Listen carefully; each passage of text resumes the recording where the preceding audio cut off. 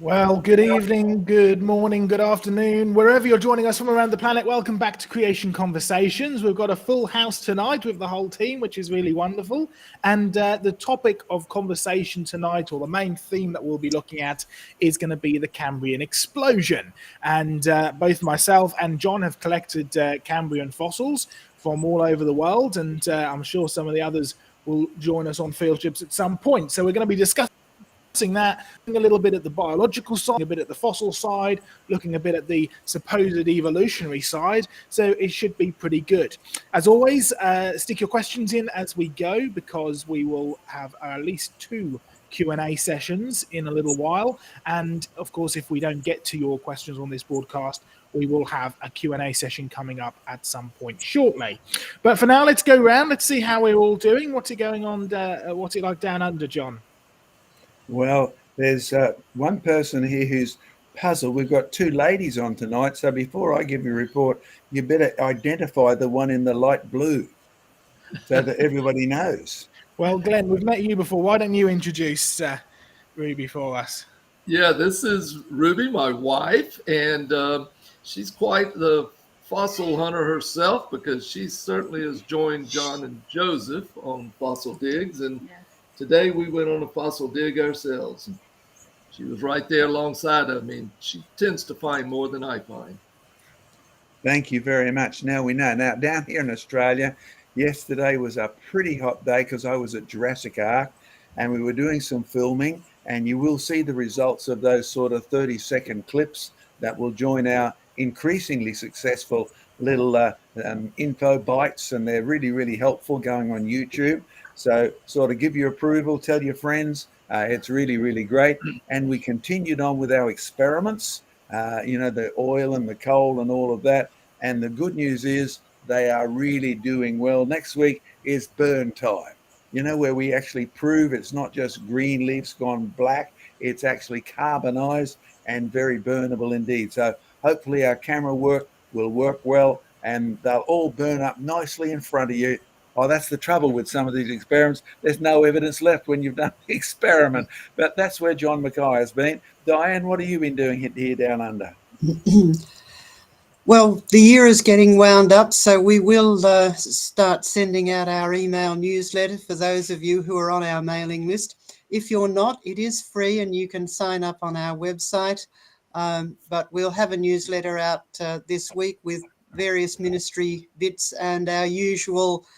We keep a watching brief on the science news. So we've got a bit about an animal that a lot of people don't like, and one that lots of people do like, and another one of the so-called oldest fossils, according to the evolutionists. Well, that's good.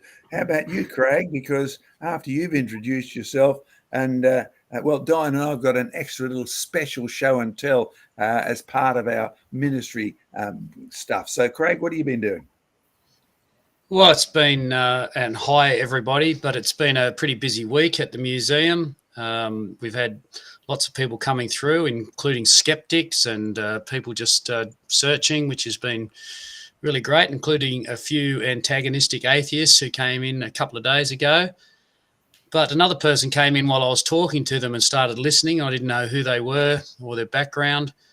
Turns out they were an atheist as well, and were quite interested in what we were presenting, to the point when the others left, they hung around talking, and I was able to share the gospel, and they took a Bible with them, and I was able to sort of talk about some of the issues that they'd had in their life that they shared with me, and that God's love will, be the answer for them.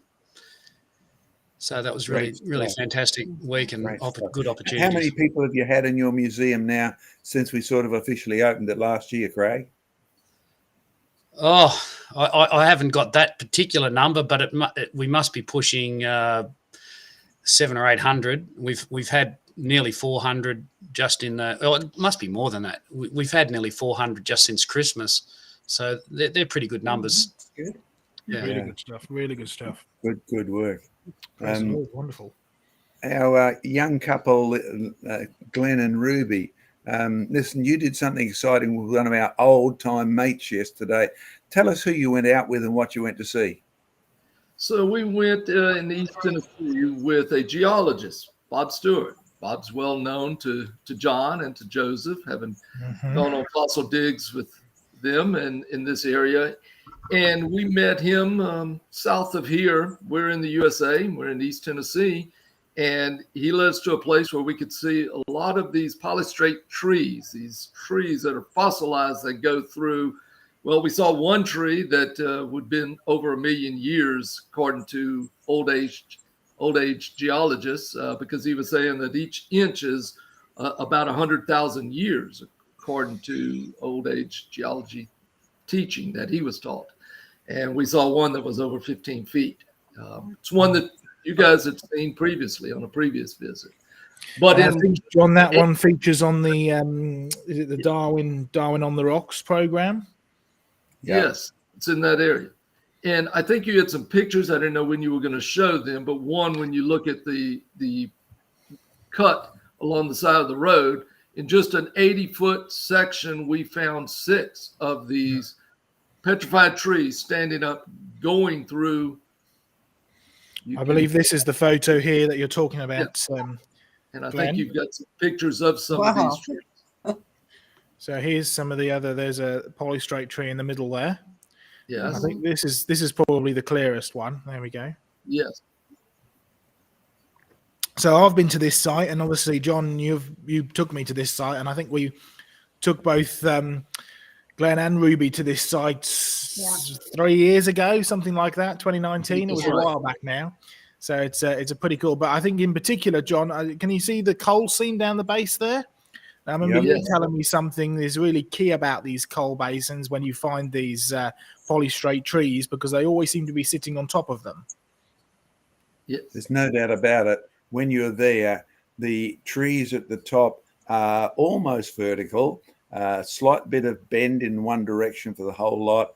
But the coal seam, because it's been softer and made of different material, it's actually where the whole section has slipped up the hill or down the hill, take your pick. So there's actually movement in the area, and you can map it. So the trees are standing upright, a little bit lean to the left on the picture as we look at it, but underneath the coal is sort of moved slightly sideways. So you can actually map the whole area, and there's evidence of an earthquake that's been there, and there still are. This is a whole geologically active area, and it's a dangerous mine that you can go into. It's now blocked off for the public, and it's sort of blocked off with concrete to keep us out. Well, not just us, but anybody who doesn't know their way around coal mines. But if you want to see what it's like, go to our Darwin on the Rocks, the DVD, or get the SM, what do they call it? SM3. MP4. Yeah. And you can actually see this because we filmed Bob Powell in the mine, showing you the millions of fossil trees in these rocks. Really worth looking at, really worth showing that it all happened incredibly rapidly, and burial is fast. Absolutely. Yeah. The previous picture that you showed, Joseph, shows that mine with the wall there that's blocking it. Next one back, Joe. Next one back. There we are. There it is. Yeah. See it just behind me. Yeah. Yeah. And so you can see, I can't really point it, but if you look almost bang in the middle, you can see a little sort of circle, which is that polystrate tree starting to come down. And then over to the left-hand side, there's that blocked up mine. Yes. And I think this is the segment where you said you saw like multiple trees in one area, in one stretch. Yes. From basically where Bob and I are standing back to the other side, there were 6 of these. And so you can just imagine each slice, if you just kept slicing that back, why you would get to millions, trillions of these trees in this area. Mm-hmm. No, definitely. Good stuff. Great research. Brilliant.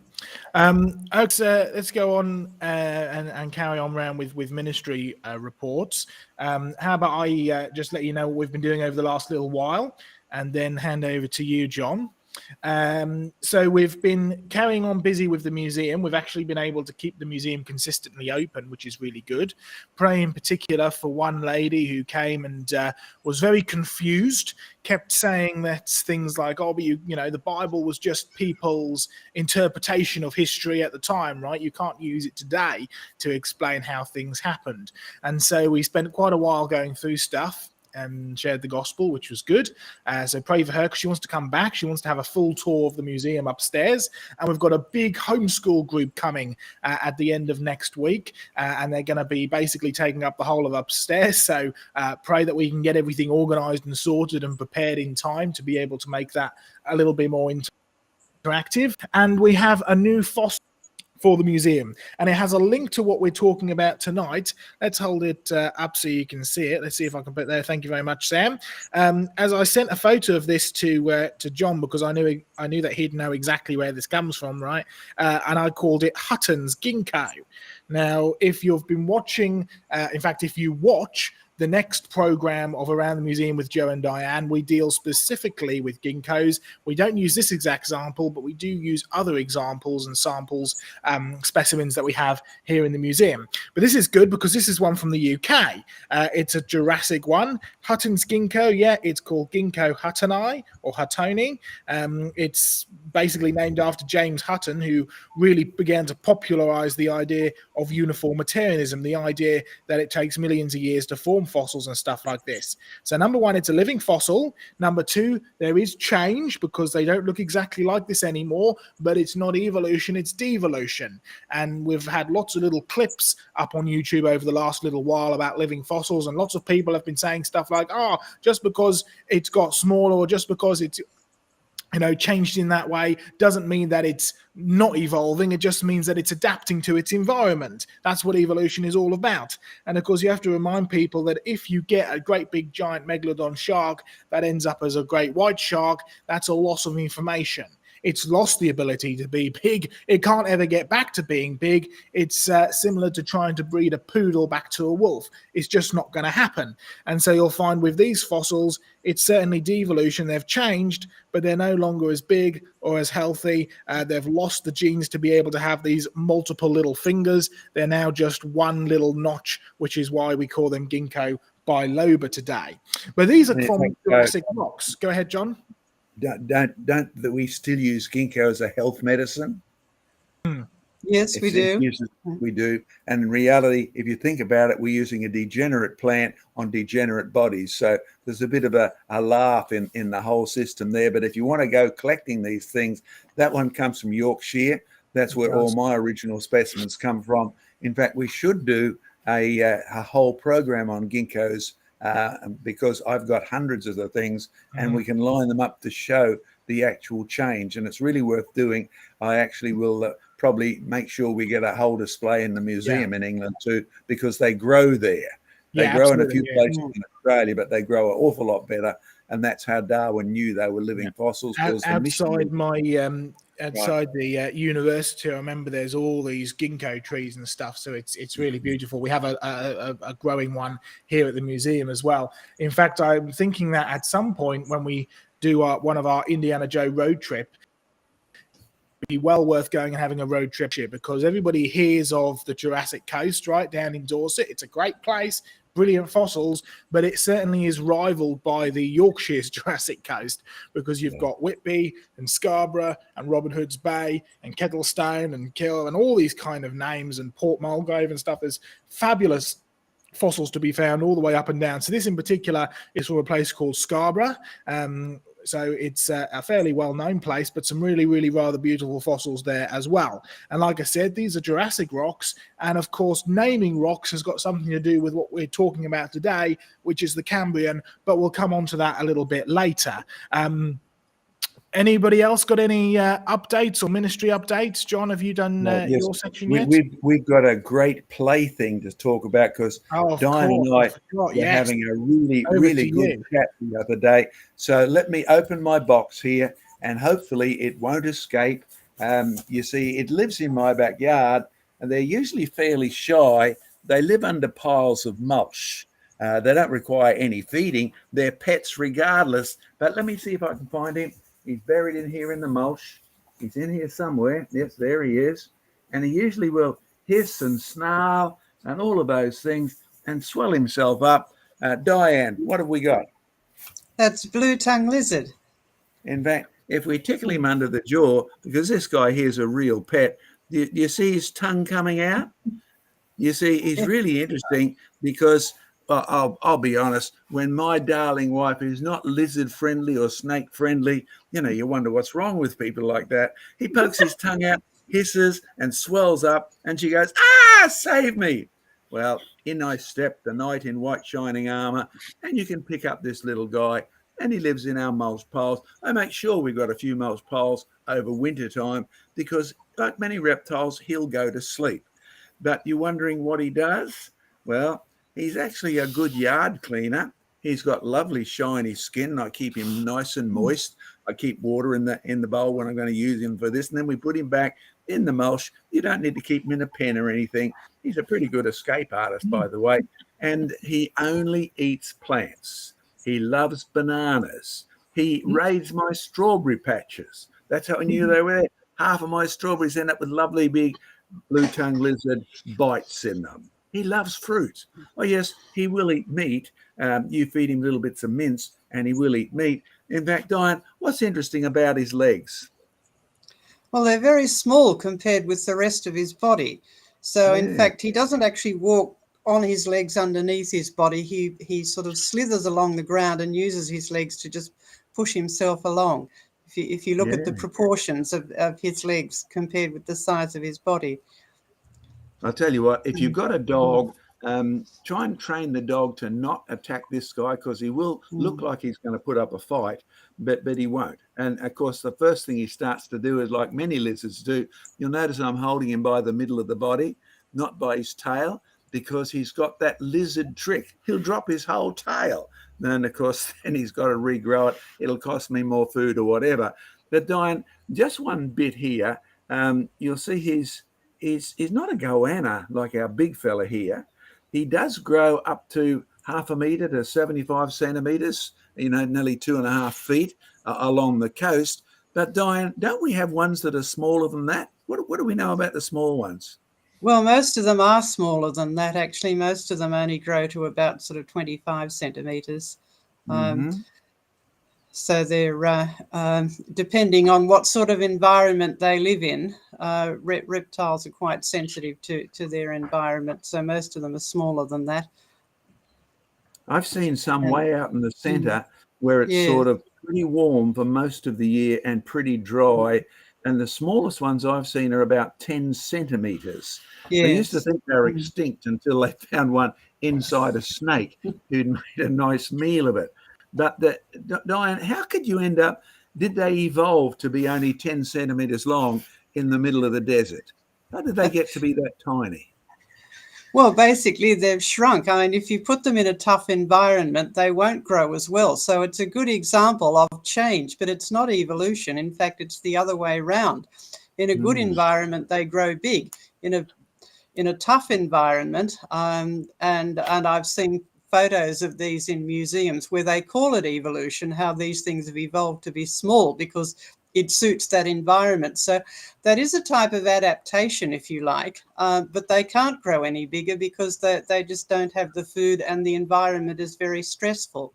Reptiles do continue to grow during their lives, but they have to be in an environment where they've got good suitable food all year round, where the environment's fairly mild, where they're not stressed and they're not diseased. Well, if you live out in the Australian desert, none of those things actually apply, so you can't grow very big.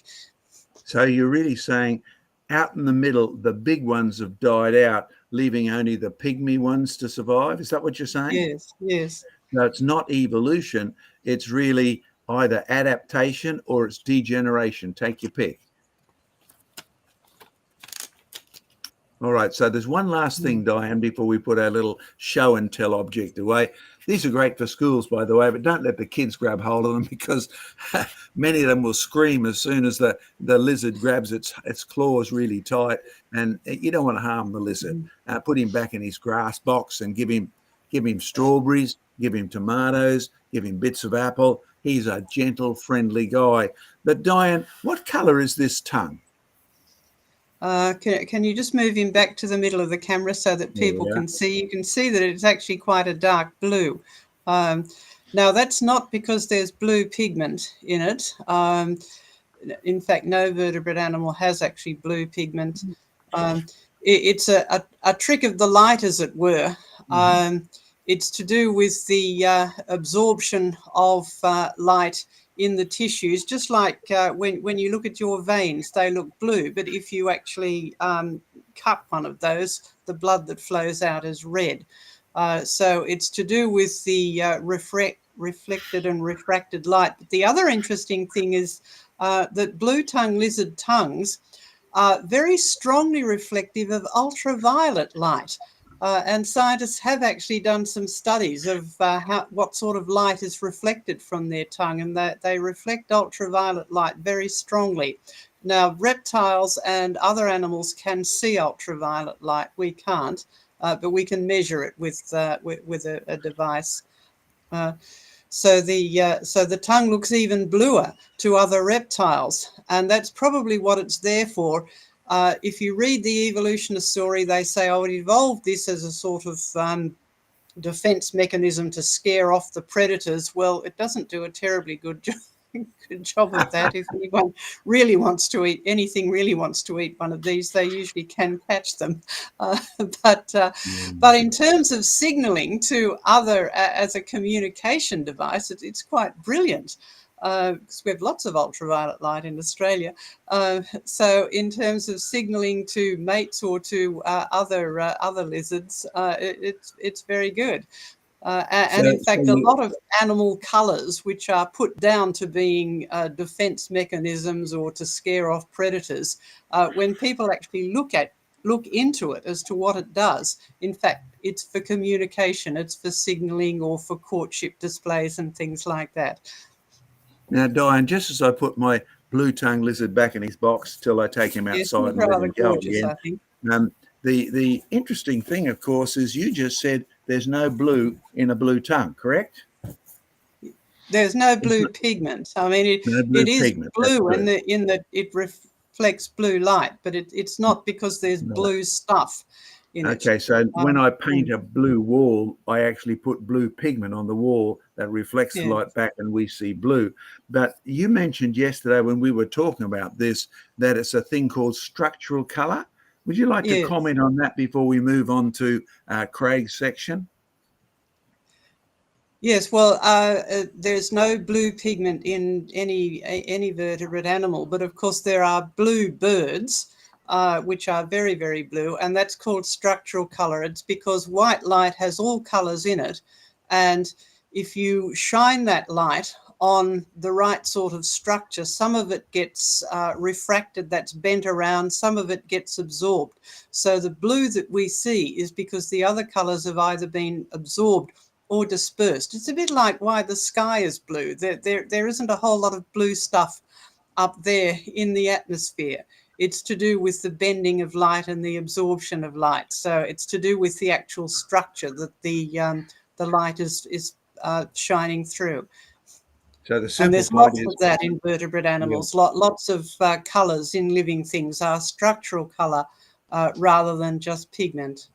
So when we try to make structural colour rather than a chemical colour, it's a much more sophisticated colouring, much more beautiful, and it's a real signature that says God is a genius when it comes to artistry. So hope you've enjoyed our little blue-tongue lizard. We won't give him a name because they look all much the same. I'll catch another one next week or whatever, and he'll pretty much be about the same size, live in the same place. But if you come to Australia, watch out for the nearly metre-long blue-tongue lizards. They won't hurt you at all, but sure, you can make friends with them, feed them banana, tomato, apple, etc. Craig, what have you got to tell us from what you've been doing? Well, it's school holidays here, so I took a day off with the kids and went up to Poatina, which is in the central part of Tasmania, at the base of the Great Western Tiers, which is a big mountain range that sort of extends from the west of the Tasmanian area through into the centre, and just have a look at a big landslide that that occurred a couple of months ago. So I'll get the slides up, and I've just got a couple of pictures I can show people. That there we go. So there's my son there next to a big boulder, and this landslide actually took out that road that's in the background there. That's a new culvert that they've installed there, but the road was actually blocked, and it's quite a major road up into the highlands, but it was blocked for about 6 weeks, nearly 2 months, I think. But that big boulder has come right down the gully, and it's sandstone.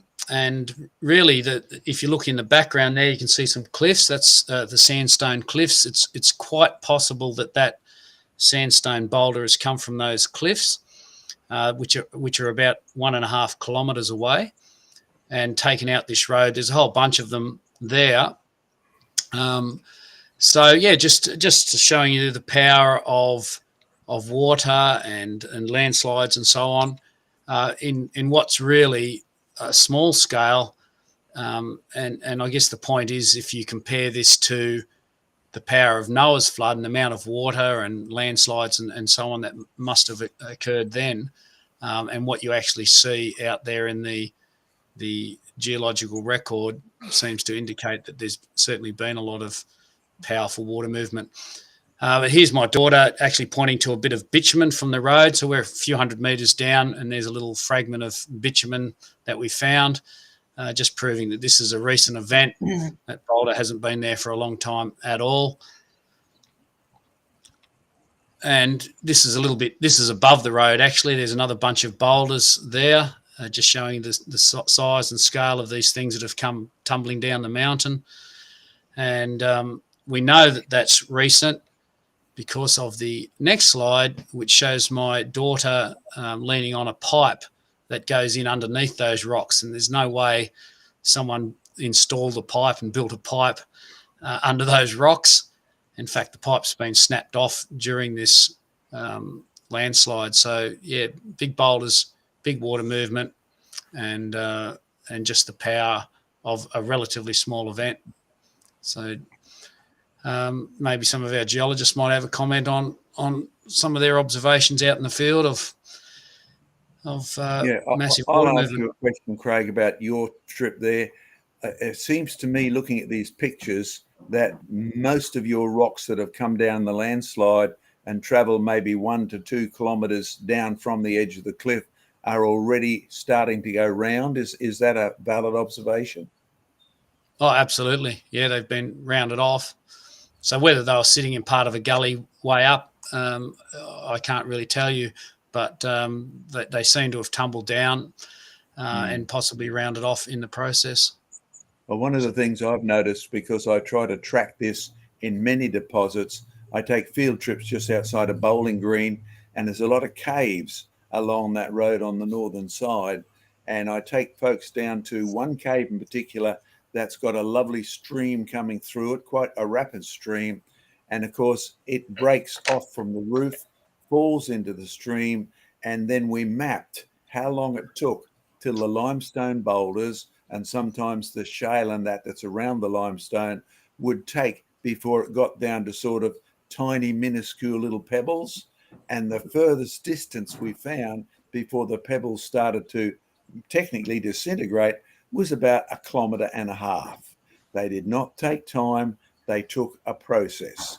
The faster the stream came out, the more they got tumbled, the sooner they became actually rounded boulders. But then, as someone who used to run the local rock club, you know, where you polish the gems and set them in stone, that's what we do. We have a tumbler. You get the really hard rocks, much harder than sandstone, much harder than limestone, and you put them in a tumbler, fill it up with grit, and you turn it around for a week or so. And by the end of that week, all of your rugged bits are worn off. It didn't take time. It took a process. So don't think you need millions of years to grind this stuff down to sand or to shape it into round things. It depends on what the process is. Right process, little bit of time. Wrong process, in your mind usually, it will take you millions of years and you'll end up with a totally incorrect conclusion. Joe, you got any comments on that one? Well, the only thing that it reminds me of, looking at it, some of those and some of the sizes. Do you remember when we were in the Red Centre? Yep. Look, and you had some of these enormous boulders. Like some of them were big, not necessarily quite as big as that, but they were pressed right up against tiny little pebbles, and they were pressed up against grains of sand, and pressed up against boulders or cobbles the size of footballs and stuff. And it really is it's a dump. It's a flood dump. And then if you go to other examples, like I'm thinking of the ones in Jurassic Ark, you end up with these big boulders, which are clearly smooth boulders that have been washed around in water, but they're dumped down next to loads of logs. And I remember the point that you make plenty of times is that logs float and rocks don't. So you're definitely looking at extremely fast to actually be able to bury the two of these things together. So it really is quite impressive, the power of water and how it can be at times. Now, because we Just have one other. Europeans Sorry. because we have Europeans as well as Americans watching, maybe a couple of New Zealanders too. Remind people where the red centre is. It's not the old red sandstone in England. Where are we talking about that you just mentioned? Middle of Australia. So Uluru, or Ayers Rock as it's more commonly known over here, but it's now the politically incorrect name. So where you've got right in the middle of the outback in the centre, where you've got Ayers Rock and the Olgas, or Uluru and Katanjutu, I want to say. Is that right? Something like that. Close enough. Yeah. Close enough, yeah. Which are the newer names. So, yeah, right in the middle of the outback, which you took me out there in 2018, I believe. That's correct. And you're now welcome to come back again if anyone wants to donate enough money. We need Joe out here to do some more research. But we need to film and all sorts. Yeah, one last comment. Just like water made this deposit that Craig's got pictured, when you go to the centre of Australia, our leading experts are puzzled by one fact. We have water-laid rocks, water-worn boulders in the middle of one of our biggest deserts. It's a mystery unless you sort of bring in Noah's flood, ancient waterbeds, etc., that are mega scale compared to what's out there now. Okay, who do you want next, Joe? Right. Well, what have we got next? We've done Craig. We've done Diane. Have you got your? No, your section is on the Cambrian stuff, isn't it? So, Yeah. Why don't we? Joseph, there's one other thing I could say as far as just an update is that I've got a radio broadcast that started this week. Good. And it's called the Soul Science segment because it's applying the science and its evidence for the Bible truth to the whole soul, the mind, will, and emotion. And it's people, even in this audience, may be able to follow it. It comes on our Sunday mornings. It's at 8:30 Central Time on WDEB out of Jamestown. So, how can people find that online, Glenn? We can find it with an app called Simple Radio. And Simple Radio, you would look up 103.9, and that's WDEB Jamestown. And like I said, 8:30 Sunday mornings. Ready? And to be honest, we have a major new improvement.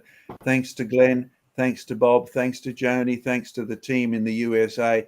We have finally got our web donation tax deductible link up for the USA. Thank you, Lord.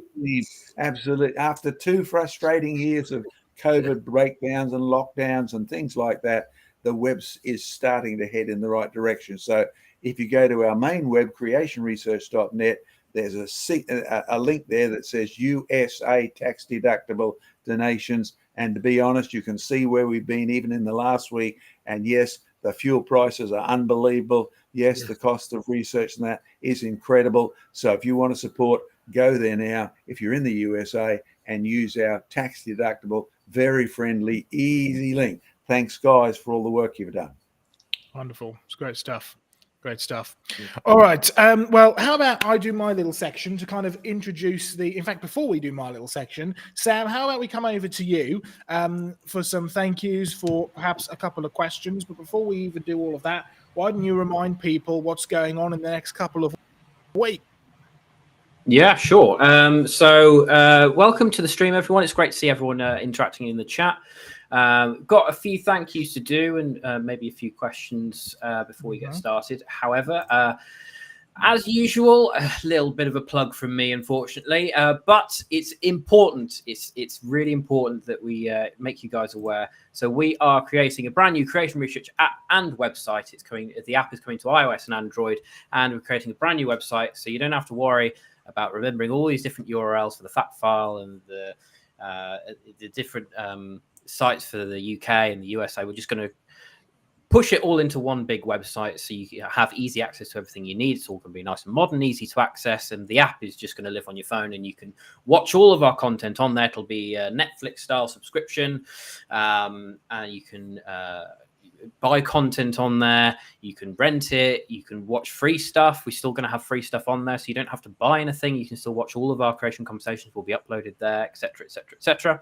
And also in a few weeks' time, we have our very special first guest of 2023, Mr. Ray Comfort from Living Waters. He is going to be coming on the 10th of February 2023. Now, unfortunately, due to scheduling conflicts and time differences, he is unavailable to join us live. However, we are pre-recording the interview, and what we want to do is we want to ask him some questions from you guys. So if you could be so kind for me personally, if you could drop your questions into the comments section of this video, or even on the chat, and I can quickly grab them and save them in a separate document. And then what we'll do is we'll curate the best ones, and we will ask him live when we have him in front of us.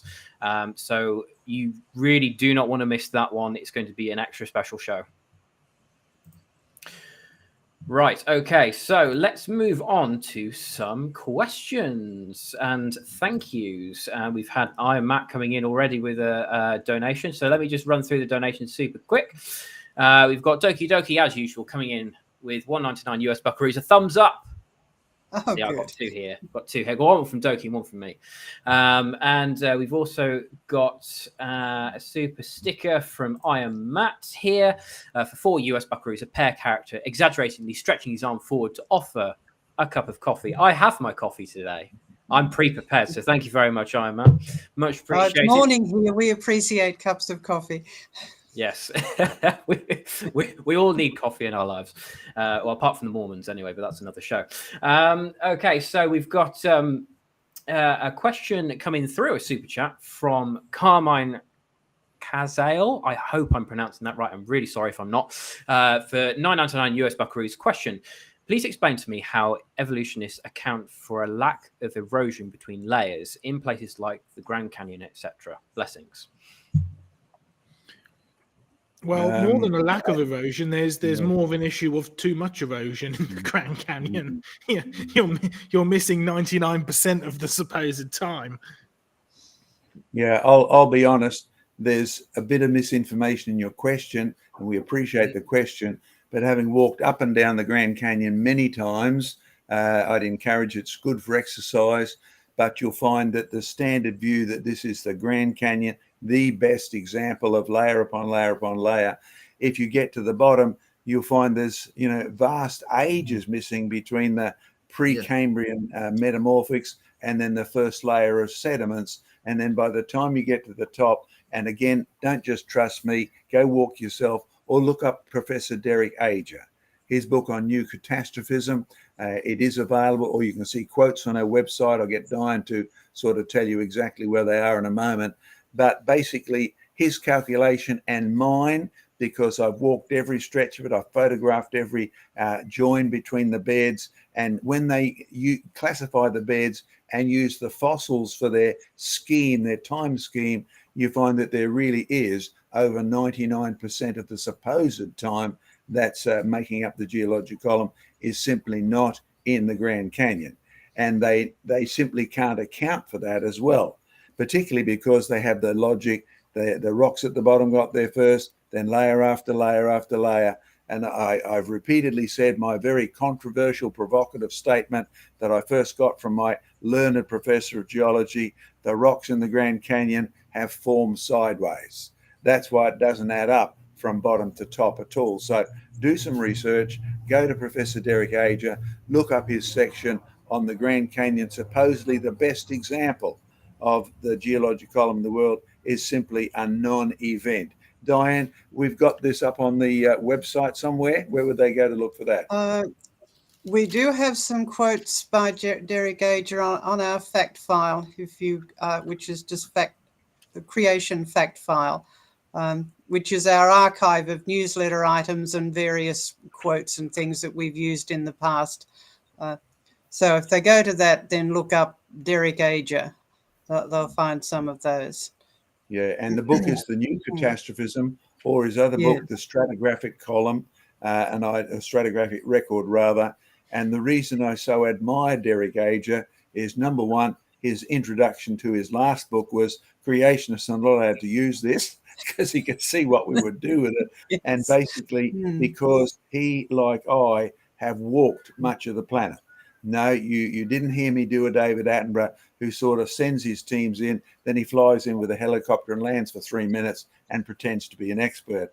He's walked it, I've walked it, whether we're in the Alaskan wilderness, whether we are in the Grand Canyon, whether we're in the outback of Australia, walking up the west coast of Australia. The only way to do your geology is to walk it and to actually see what's really there. Derek Gager has done it. He has my utmost admiration. And sadly, as far as I know, he died someone who did not yet get round to accepting creation, but he certainly saw the weak points in evolution, particularly the missing bits of most of the geologic column. Yeah. John, I need to say something here too, because I'm not a geologist. And so I understand, I appreciate the geology perspective. I'm a soil scientist. And you asked me what is the strongest evidence against creation. And I can tell you that's it. It's not the erosion so much, although as an expert in gully erosion, I can tell you bank faces at the edge of streams like that, you're going to have gullies, edge of field gullies cut in there. And these layers don't show that. But the question is, if those layers were laid down and then there was even 100 years of missing time, where's the soil? Yeah. No soil development. I've been to Mount St. Helens 15 years after Mount St. Helens erupted, and the soil, the deposits there are already developed soil profiles. You would have an organic layer. So every one of these laminations should have organic matter build up from plants, roots, leaves, depositing, breaking down. There's none of that along the Grand Canyon, but there's none of that in East Tennessee in these layers that are laid down. As the geologist today that I was with was saying, you know, each layer of 1 inch is about 100,000 years. Where's the soil? There would be soil development before it even formed into rock. And to comment on that, Gwen, when you go right up north, your coldest state, you know, the one beside the Great Lakes, I was with a professor of geomorphology one year there, and he took me to see something that had really opened his eyes. We walked through the rail cuttings. They cut through all the granite and metamorphic rocks there in the early 1800s, or late 1800s rather. And he said, what's amazed us is look at the ground. He said that really tough rock in the past 100 years has built up at least 1 to 3 inches of soil. Right now, if we'd had vast areas exposed for ages, even underwater, there would be a sediment bottom. There'd be a soil of some description. Look what's happened here in the worst possible circumstance, a big, long, man-made road cut, and yet the rock has broken down. We can prove it's the rock because, look, there's the bits in it, the normal sort of soil way. And it doesn't take time if you've got the right process, but it doesn't show in the borders between the layers. So great point, Gwen. Excellent. Great stuff. Okay. We've got one final question then, Sam, and then we can move on to our main topic. Well, we've got a super chat coming from George Bond. We've got to thank first. So 20 Aussie Buckaroos, the app is a great idea. You can also link the Flume videos for people to watch. Yes, we can. That's the whole point. We can link a whole bunch of things into one place so you can watch it on the go wherever you are. So do stay tuned for that, and do please get your donations in to help support the ministry, to help things like Jurassic Ark, the UK Museum, the app, the website, all these things, fossil purchases, boiler repairs or heating bills or whatever. These things cost money, unfortunately, and we do need your help. So please, if you can, it's okay if you can't, but if you feel obligated or obliged to, well, not obligated, I don't want to say that. I'm not trying to peer pressure you into donating here. But if you feel so inclined, then please feel free. Right, we have another question here from, let's go for this one here. Is bioturbation or lack of insedimentary layers a good argument against deep time? I would certainly agree. Having done research on ant channels, I've done research. A lot of my research on water movement through the soil is through piping. That's root channels, insect channels, and ant channels. Where are those channels in those layers? So that's in addition to the soil not developing. Where's the channels that would certainly develop if there was any life forms at all during that missing time? My observation, I'm one of these guys who likes to get out there and do it, not just read about it in books. And it costs me $1,000 camera to do it one day, because I'm very interested in tubes like Glenn's talking about that run up through layers. How did they get there? Are they wormholes? Do they indicate the worms took a little bit of time to burrow down through whatsoever? And I discovered a new technique of making those holes that look for all the purposes just like worms are burrowed in, but there was no worms there at all. Let me illustrate what I was doing. I was down on the south coast here in Australia. I was on a surf beach and the surf was going out. So yours truly went looking for burrows in the sand. How did I do this? As the water retreated, it was moderate surf. As the water retreated, I'd wait for the sand to dry out a bit. Then I'd get a very long, sharp knife and gently excavate down through where I saw little holes coming up to the surface. And as I'm cutting down through, sure enough, you get inside and here's the ordinary sand. And then alongside, I don't know if you've dug worm burrows. Not too many people do. It's just, I must be weird. But what you find is there are segregated bits inside. So there's fine sand, there's coarse sand, and then there's the original sand. It separates out. But you go to the bottom, there's no worm in there. And these can go down maybe 18 inches, but there's no trace of worm. What do I mean trace of worm? The worms actually glue the edges of their burrows together, and they use their poo to do this, right? And you'll find that the poo coming out of the worm, that the sand comes in, they extract the vegetation or whatever, and then they poo the other end, and it acts like a mild cement. But there was no cement, no worm poo, and I scratched my head. And then all of a sudden, I'm lying there on the beach pondering. Yes, I'm sure the people were just about to call the lunacy asylum. This guy's down on the sand taking pictures of, they couldn't see anything. I'm taking close-up pictures of holes, digging down through the sediment, etc. Then all of a sudden, a wave rushed up. You know what surf waves do? And went right over the top of me, right over my camera. Salt water in my brand new camera. Another insurance claim. I'm sure they're sick of these sort of things. I dropped one over the edge of the Grand Canyon. All sorts of interesting insurance claims when you do this business. But then I noticed one thing. As that wave retreated, bubbles came up. Yes. You see, they were air bubbles, and they'd been pushed into the sand by the wave. And then as soon as the sand retreated, the bubbles kept on coming for a while. Then the water level went down as the wave went out. And as I cut through that, there was my worm burrow. No worm, just air bubbles. And it left the whole layer looking like it was bioturbated, but it never was. So you're looking for bioturbation, check carefully. It's sometimes fake, or it's caused by totally other reasons. If you want to see some real bioturbation, go to the Isle of Skye. You can even get there easy. You don't have to row over with Prince Charlie anymore. There's a bridge right over the bottom. And then on the right-hand side, as you go around the corner, there's a lovely bed of fossil worm burrows, real worm burrows, right?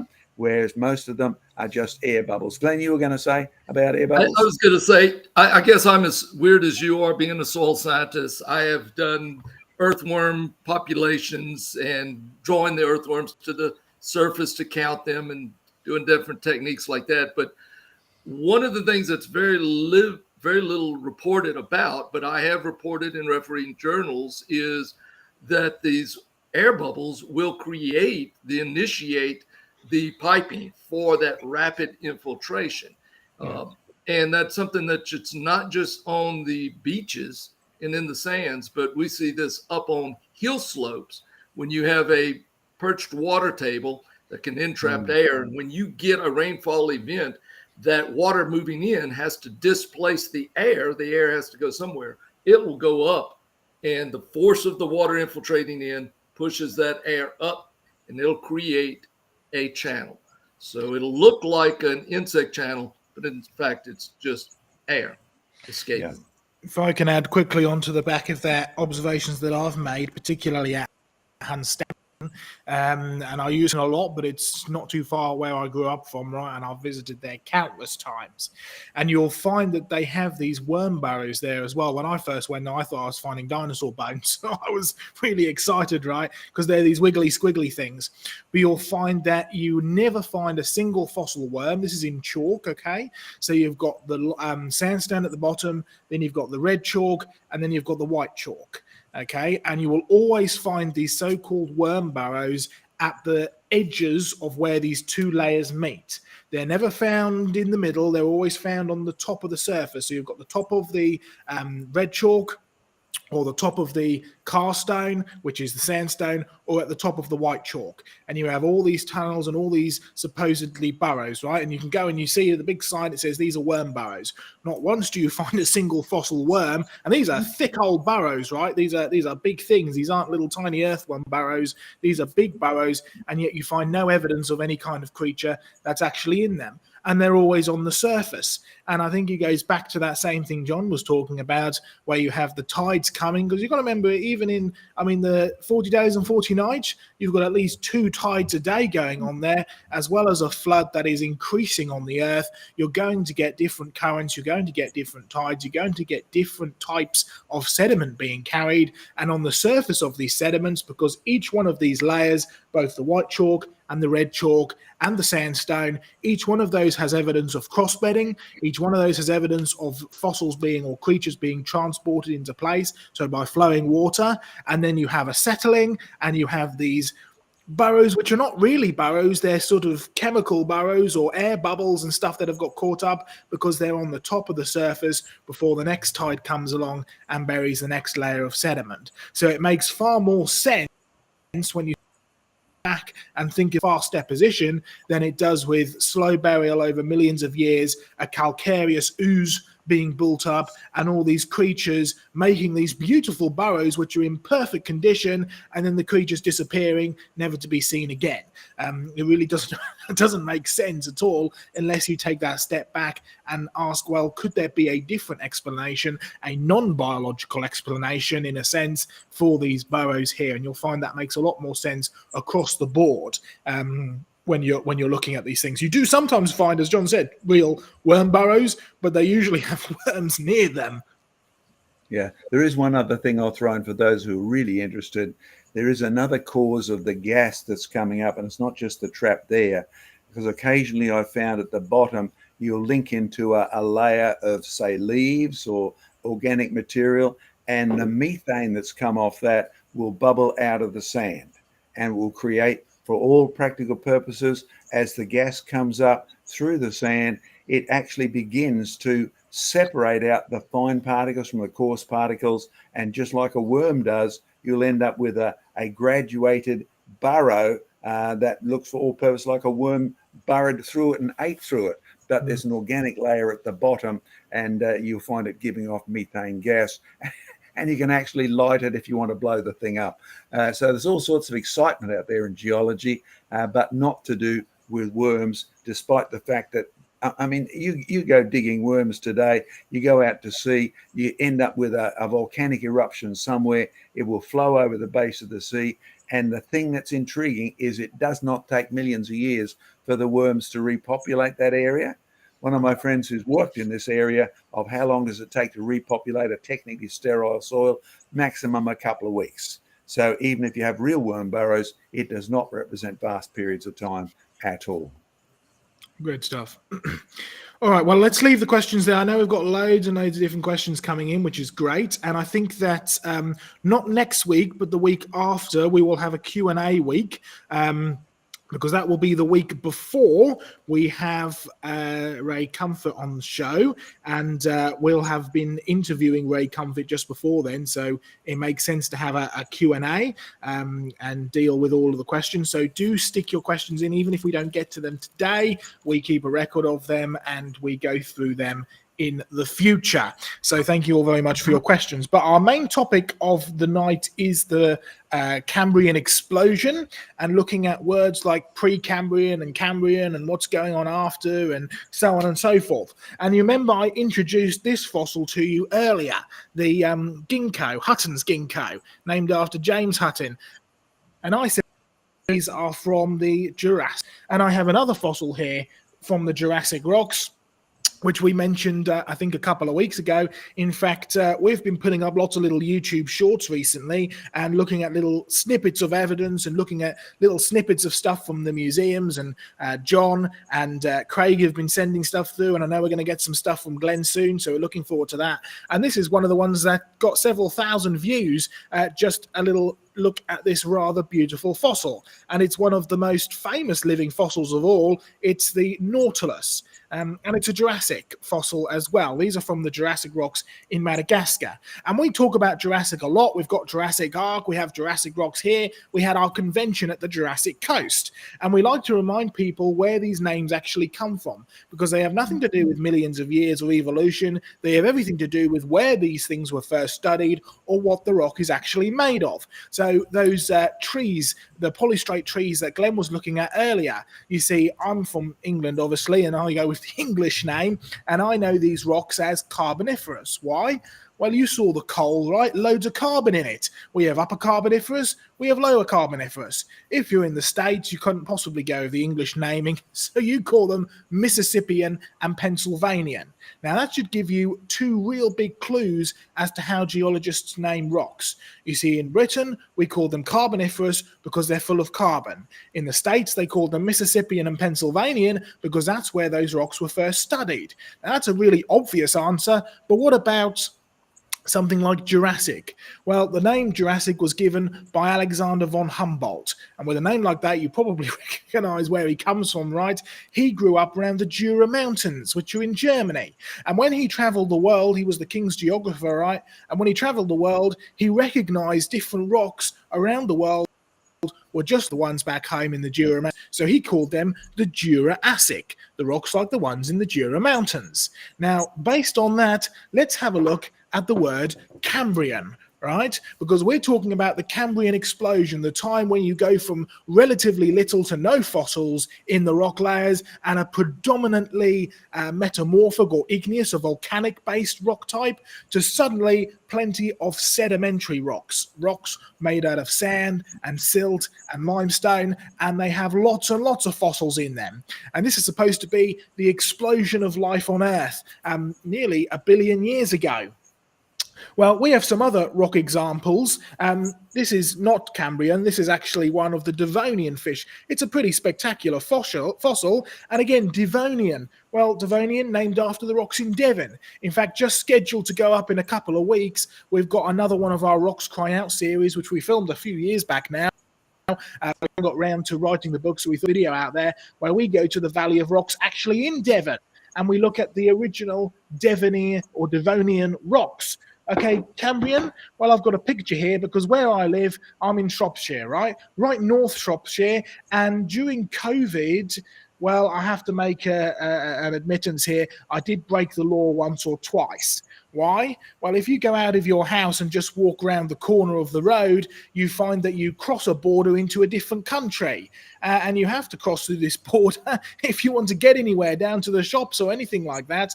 And it turns out that border crossing was technically, well, you weren't supposed to cross into a different country during the height of COVID, right? But you go out for your daily walk and you find that, well, the border between England and this other country is so squiggly and wiggly, and it's changed back and forwards, it's hard to pretty much keep track of where the borders are nowadays. What is this country that I'm talking about? Welcome to Wales, with the famous dragon on. Oh, and you see the Welsh, the old sort of almost Gaelic language, the Celtic language. Welcome to Wales. Croeso Cymru. Cymru? I mean, it starts with a G there. Cymru? Cymru? Well, that's the way that the Welsh say it. That's the way that the Welsh spell it. And that's pretty close to what it was called when the Romans arrived. The ancient Romans arrived here in Britannia, as it was back then, and they marched across and they deliberately went to Wales because they were trying to stamp out the Druids. Oh, the Druids, they were the sort of the chief religious people of the Celts. And there's a very popular theory, which has actually got a lot of backing to it, that the Celts originated here in the UK, or Britannia as it was then, and they migrated out into Europe, not the other way around. It's a fascinating theory. Look up Celts from the West. But it certainly seems to fit with the way that the Celtic religion were, because you have places in Wales and throughout the rest of the UK which are known as the chief holy sites, and people would have pilgrimages from Europe over into Britannia to come and visit. And the Romans wanted to stamp this out, stuff like child sacrifice and human sacrifice and all this kind of stuff. So they marched into Wales, took over most of Wales, specifically took over the north of Wales. And they, well, you know what happens when people sort of come into new countries, they take up parts of them and they change the language a bit. And so the Romans had to take Cymru or Cymru and turn it into the Latinization. And the Latinization was Cambria. You starting to see where we're getting these rocks from? So Wales was known as Cambria to the Romans. That's the Latinization of the Welsh word, or the old Gaelic word. And you'll find that it was Adam Sedgwick who came from not too far away in a place called Dent, not too far away from Wales, a little bit further north towards the Lake District. And he came and he studied these rocks and he studied these fossils, which are in the sort of central part of Wales. And he said, hey, let's name these rocks after Wales, the place where we first discovered these, the place where we first studied these. And he called them the Cambrian. Now, we have a few examples of these Cambrian fossils from actually from Wales. And John, I know this is one of yours. It's a massive, great big slab of rock. But can you see it's been split? And it was split by Mr. John Mackay a number of years back. And he's been promising to take me there to this same place because it's sort of in the middle of nowhere. But have a look at what you find in the middle. Some of these rather spectacular trilobites. Oh, trilobites, it's a three-lobed thing. That's what the name literally means. You can actually see the three lobes. In fact, it's got three lobes no matter which way you look at it. But you've got one, well, let's get it right. You've got lobes 1, 2, 3 going down the body. Actually, it was actually named for the 1, 2, 3 that it's got going down the body there. It's a three-lobed thing. And these are Cambrian trilobites, and they're pretty spectacular. And we've got some other Cambrian fossils as well. Let's have a look at some ones from elsewhere around the world. And you might be able to recognize what these are as well. If you thought they were some kind of jellyfish, you'd be absolutely right. And I've actually collected fossils from Cambrian rocks here in the UK, but also in Australia.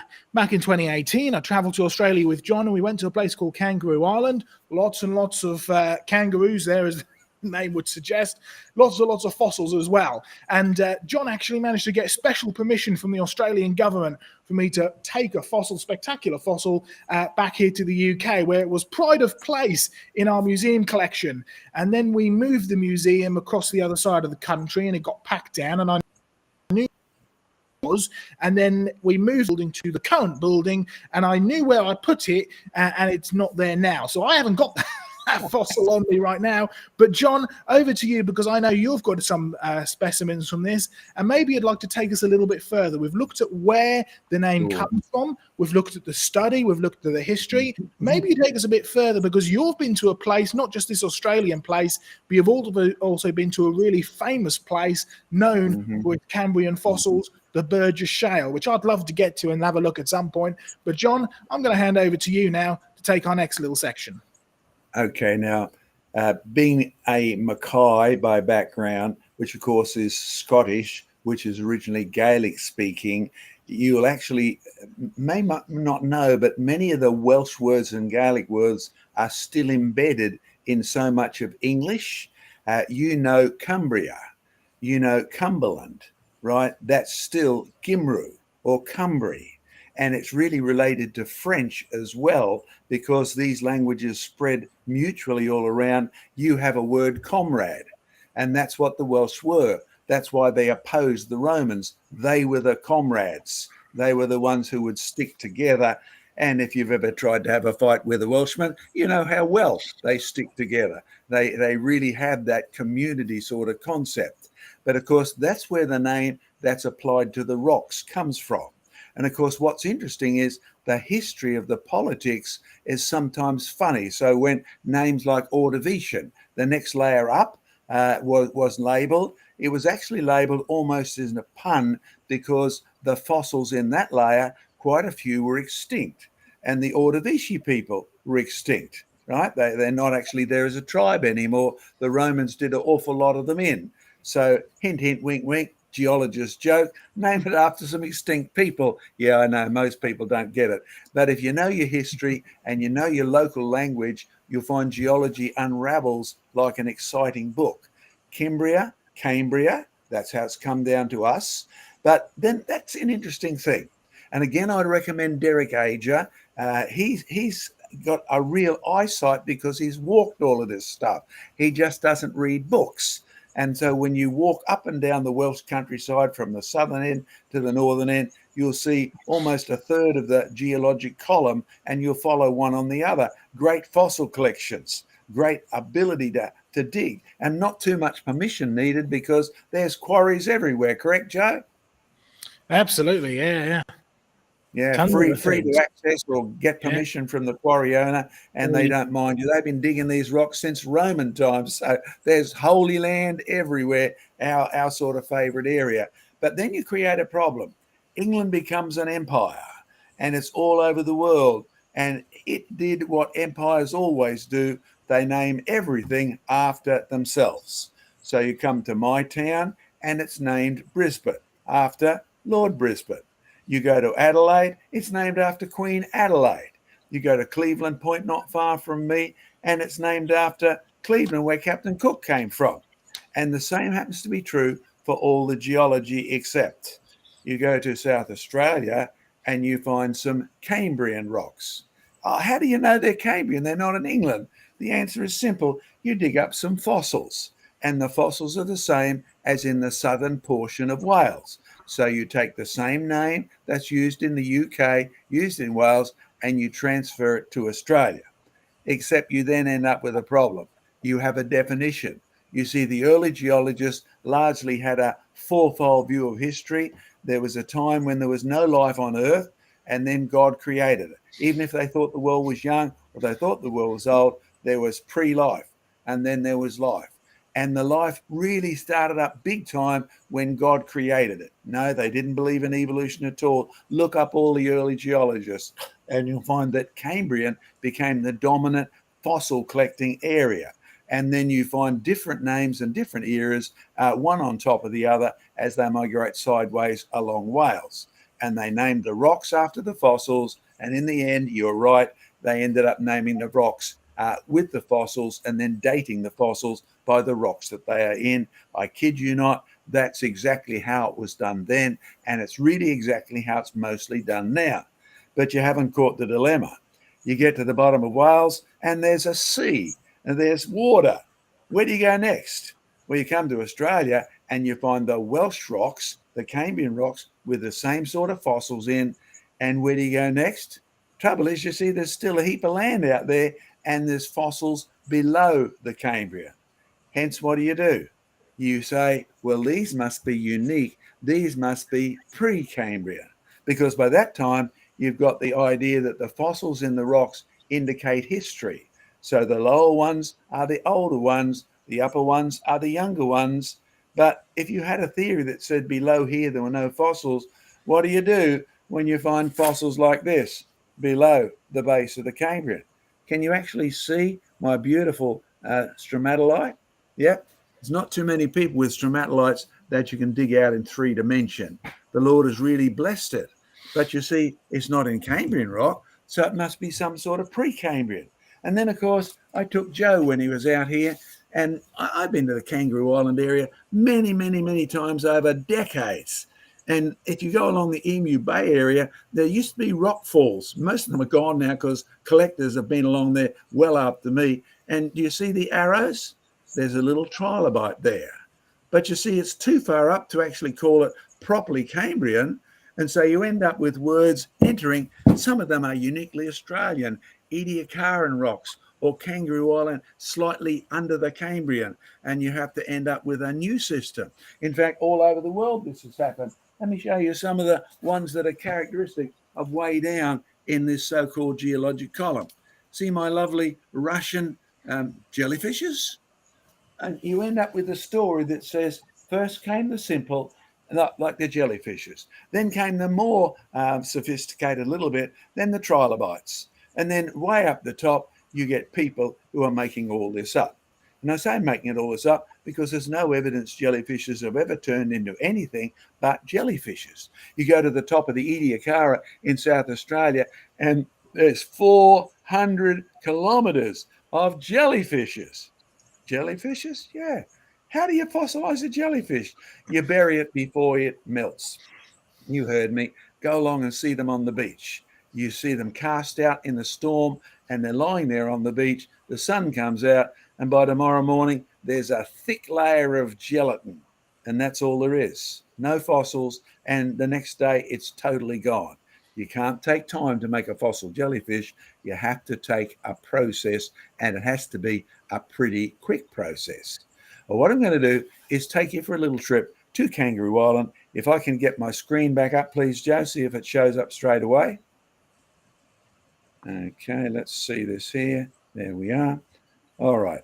Am I on? No, that's not You're on and ready to go. You're on and ready to go. There we go. That's for sure I am. Why won't it move? There we are. Okay, we make no apologies. When you look at the biblical position, it doesn't start with fossils. It says God created everything and there was no death. So ipso facto, the first geologists, as well as John Mackay and Joseph, etc., believed the world was created and it was created perfect. And God, when he made life, made each thing after its own kind. Implication, jellyfish would always turn into jellyfish. They'd never happen by accident. Real simple. In fact, so simple, people say, that's just naive. But the Bible's emphatic. God created the world very good. And whether you were a dinosaur or a human being or a jellyfish, there was no necessary death in God's perfect creation. Okay, all which brings us to Kangaroo Island. It's just off the south coast of South Australia. As I said, we got permission from the South Australian Government Museum System, which technically claims ownership of this area as a fossil site, and they allowed Joe to take back a beautiful specimen. If I didn't do that, of course, I'd get him thrown in jail at the airport, and we got to avoid things like that. There's one of my favourite sites at Kangaroo Island. See the nice big jetty? I love going fishing on Kangaroo Island. I love looking at the kangaroos, and they're only tiny ones, none of these big guys down there. And I love actually collecting the live specimens, the fishes that are there. I mean, look, eat your heart out. Plenty of good food still on Kangaroo Island, provided you don't eat the kangaroos and get tackled by the greenies and things like that. But here's what it's famous for. These lovely trilobites at the base of the Cambrian, beautifully preserved in a orangey, round, iron phosphate type compound, pretty unique on the planet. And along with that, can you guess what that is? You're right, it's a worm. Now, if you want to fossilize a worm, please don't try to pretend you can take a long time. Worms are soft and squishy, no hard parts. And on this part of the island, you'll find hundreds of worms, many of them rolled up, not digging, they're flat, they're horizontal. They've been washed in along with the other creatures and buried before they went rotten. There's a present day worm, there's a marine worm on the right hand side. The worms haven't changed. I keep telling people it was this that stopped me believing in evolution. I used to be an ardent evolutionist, but I couldn't find any evidence of it in the rocks. Worms, from the oldest ones in Australian rocks up to the present, have turned into worms. And yes, I've been able to gain heaps and heaps and heaps of these worms, some for our collection. Fabulous stuff. Oh, and look at this one here. These shales along the Emu Bay area, originally you could find them on the beach, they would fall down. You still do that after a big sort of a quake or a storm. Other than that, the university's got a big dig site there, which is off limits. You see what's in some of these rocks? Can you see this worm? It's a soft-bodied polychaete worm. Take you closer. Now, have you ever found a soft-bodied polychaete worm? Simple? No. Trilobites aren't simple either. And polychaete worms, well, they're still here. Marine bristle worms, they've got a marvelous nervous system. They may be soft, they don't have bones, but they've got antennae and they are still here. You'll find they haven't evolved one bit from technically the base of the Cambrian, the pre-Cambrian rocks, right up to the present. Now, if you're waiting for things to evolve, give up now. Face the fact your theory is a failure. The evidence, even if you thought these rocks were hundreds of millions of years old, actually favors biblical creation. And you don't need to worry about the millions of years because the worms have produced their own kind, both the earthworms and the marine worms. I mean, up at Jurassic Ark, our outdoor creation museum, we find worms that are 1/2 meter long that living in the soil. And boy, do they chew up your garden pretty fast. And these ones do the same with the mud that they're in. Okay, there's no doubt about it. If you're looking for the evidence of creation, the fossils are one of the best support systems because you see, evolution doesn't work one bit. The worms just appear. They appear in the Cambrian, the pre-Cambrian. The stromatolites are beautiful. Out there, yep, you're wondering where I found that? There's an old quarry way west of Alice Springs, and that was in some of the rocks that the trucks had dug up. Fantastic. And stromatolites are still here. They produce their own kind. Now, I've said that before, and I'll say it again until we finish broadcasting or the Lord takes me first. There are plenty of opinions and theories that disagree with biblical history. I saw some good questions that we might bring up a bit later about people saying, add miracles and it ceases to be science. I'll tell you what, if you don't add miracles, your science is already non-science, nonsense, because your theory of evolution is absurd as you can get. The facts never contradict what's in the biblical content at all. So when you find your trilobites flooded in and buried with beautifully preserved worms and the little polychaete worms and preserved with that lovely iron phosphate material, no doubt about it, they began as good as they would ever get. Many creatures have died out like the trilobites seem, but none have evolved. Kangaroo Island, South Australia, perhaps one last lesson before we actually throw it up to our first bit of questions, and we'll take maybe a couple of questions, Joe, then I'll move on to the place where the Cambrian Explosion is most famous, over there in Canada, in Alberta, as my friend and I, Vance, interact on the screen here. There's our jetty again. There's the beautiful ocean. It's separated from South Australia, and it used to have living on there pygmy emus. Yep, they were eaten out pretty fast when Europeans arrived. It has very tiny kangaroos. Perhaps the big ones got eaten off as well. And it has things like unconformities. You see the rock at the bottom layer? That's sort of slanting nearly 90 degrees. And then there's a horizontal shelly layer at the top. Now, where those two layers meet is called an unconformity. The layers don't conform with one another. Something has been eroded away. Now, don't take my word for it. You can get the Kangaroo Island District Plan, courtesy of some of my friends down there in the government. And what you discover is the front of it, it's got a beautiful geologic column, except for one reason. It tells you Derek Age was right. Do you see the dark bits? That's the bits that we've actually been able to map. You see the white bits? That's the bits that aren't there. Do you see most of it aren't there? That's the point Derek Age made. Most of the geologic column, whether you're talking about the Grand Canyon or anywhere else, isn't there. In fact, Joe, if I can wake you up from your reverie there, when you walked around the east coast of England with one of your geological experts looking at the geologic column, what did he say about the presence of it in England? Are you awake? Perhaps he's gone to sleep. I'll wake him up a little bit later with the same question. That's all right. My mic was muted. That was all. Sorry. Answer the question then. When you walked up the east coast of England with one of your geological guides, an expert, what did he say about the geologic column on the east coast of England? Well, the interesting of England, particularly around Norfolk, which is where I'm originally from, you have several instances where you have things like massive, great big chalk cliffs that have been thrusted up on top of the Ice Age and the glacial Pleistocene deposit. So you've got stuff that's back to front, right? And I was talking to him about, well, how do we know that these are in succession? How do we know that layers and so on and so forth? Because one of the problems is these chalk cliffs, which are supposedly around the 65 million years old, are basically touching these Pleistocene rocks, which are supposed to be a few 100,000 years old. And so you're missing quite a significant amount of time there by the secular standards. And he was saying to me, well, we know that they go in this order because the geological column is a bit like a book, a load of pages torn out and all over the place, and you have to go wandering around the world trying to find the different pages and piecing them back together again.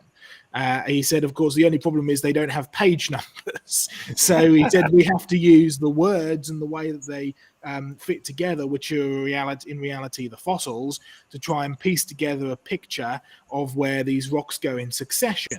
And I said, well, how do you know that these fossils are in succession? He said, oh, we know the fossils are in succession because we can match them up using evolution, how we know evolution fits, right? So really you're starting with a pre-assumption that number one, evolution happened. Number two, evolution happened in a way that preserved enough fossils to be able to work out a succession of life, even though that's not what the fossil record actually says.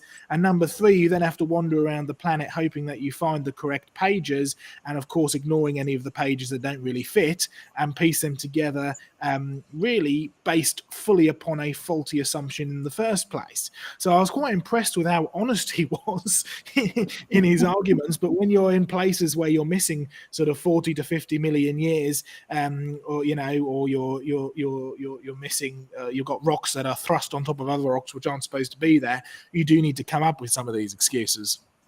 True. Now let me show you how this shows up. There's the unconformity at the bottom. There's a shelly bed above it. How much is missing? How would you know? If you go by the fossils, they look fairly recent, the sort of ones that are on the beaches today. And remember, this is how Lyell decided to classify the system, not by real dates, not by radiocarbon, but by the percentage of fossils that were still here. There's the sea that's there. In fact, it's a beautiful area to visit, but underneath the shelly beds are all the metamorphic rocks eroded off with the shells sitting on the top in between the gullies. Now, I think I'll move a bit further and not come back to this later. It's a great point. Here we are at a Weymouth site, beautiful in springtime with lots of flowers, but it does make, because they've turned it into an environmental park. So no, I won't take you there to collect specimens. I will take you there to watch, but here's what they're telling you. The official line is there are three major layers here, and then they tell you some interesting things about it. It's Hallett Cove. It's beautiful. Not too much stuff growing on it, but you can see the distinct layers. In fact, they've got diagrams left over from when they first put the signs up, and you can see there's 1 to 2 million years at the top. Then there's 280 million year old rock. Then there's drop stones right down the bottom. Translated, I mean, that's beautiful stuff. And yes, I've clambered all over here, and there are loose specimens. You can look in them for fossils and all sorts of things, but it pays to read the signs, because there you are. You have a 4 million year old top layer, and way down the bottom, you have a layer that's actually, well, how old does that say that is? Look at that, 600 million years old. And then all that's joining it together is a layer of glacial sediments 280 million years old. Quick, do some maths. The time chart shows a gap of about 320 million years old, which has not been accounted for. There are no rocks at Hallett Cove from this time span. I remember taking a young geologist there, and he was as mad as a hatter at me after we'd finished. Because what's 320 million years between friends? The trouble is, this is not just at Hallett Cove. You can follow this unconformity for ages, and it's a massive unconformity. There's the beautiful site. Of course, the tide does come right in, so I only go around here at low tide and try to avoid winter when the rain and everything is coming down there. But there it is in diagram form. So you can actually see the point we're making, as well as the one Derek Ager is making, as well as the one Joseph Skide to the East Coast Geology of England is making. Do you see the Pleistocene? That's the one that's supposed to be associated with an ice age. There's 3 to 4 million years missing between the sediments at top and that next layer down, the Pliocene. 3 to 4 million years. What's that between friends? Well, it's an awful lot of record. Then you actually go down to the next one where the Pliocene sits on the Permian.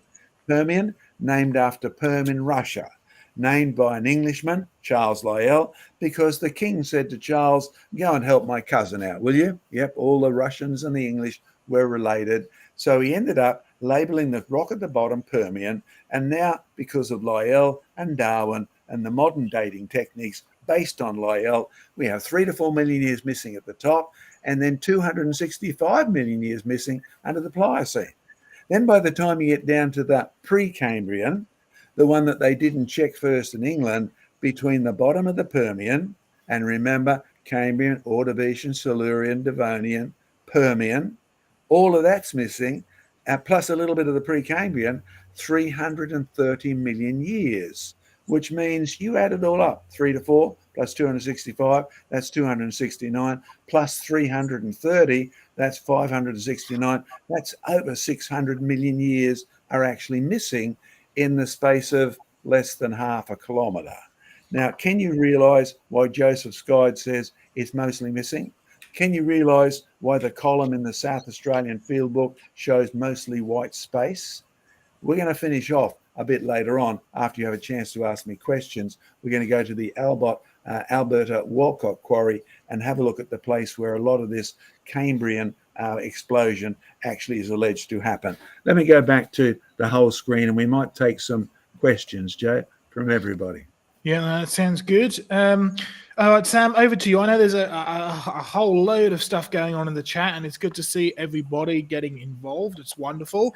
But because we are sort of an hour and a half into the program already, and we want to be able to finish up all the discussions, and we want to have a little bit of time for Q&A, how about we just have 1 or 2 questions, Sam, depending on how long the answers are, and then we'll go back to John, and I believe Diana's got a section as well to finish us up with before we throw it open for a last lot of questions. Over to you, Sam. All right then. We have had a question come in for specifically you, Glenn. So we'll just put that up on the screen. This comes from Hive Science.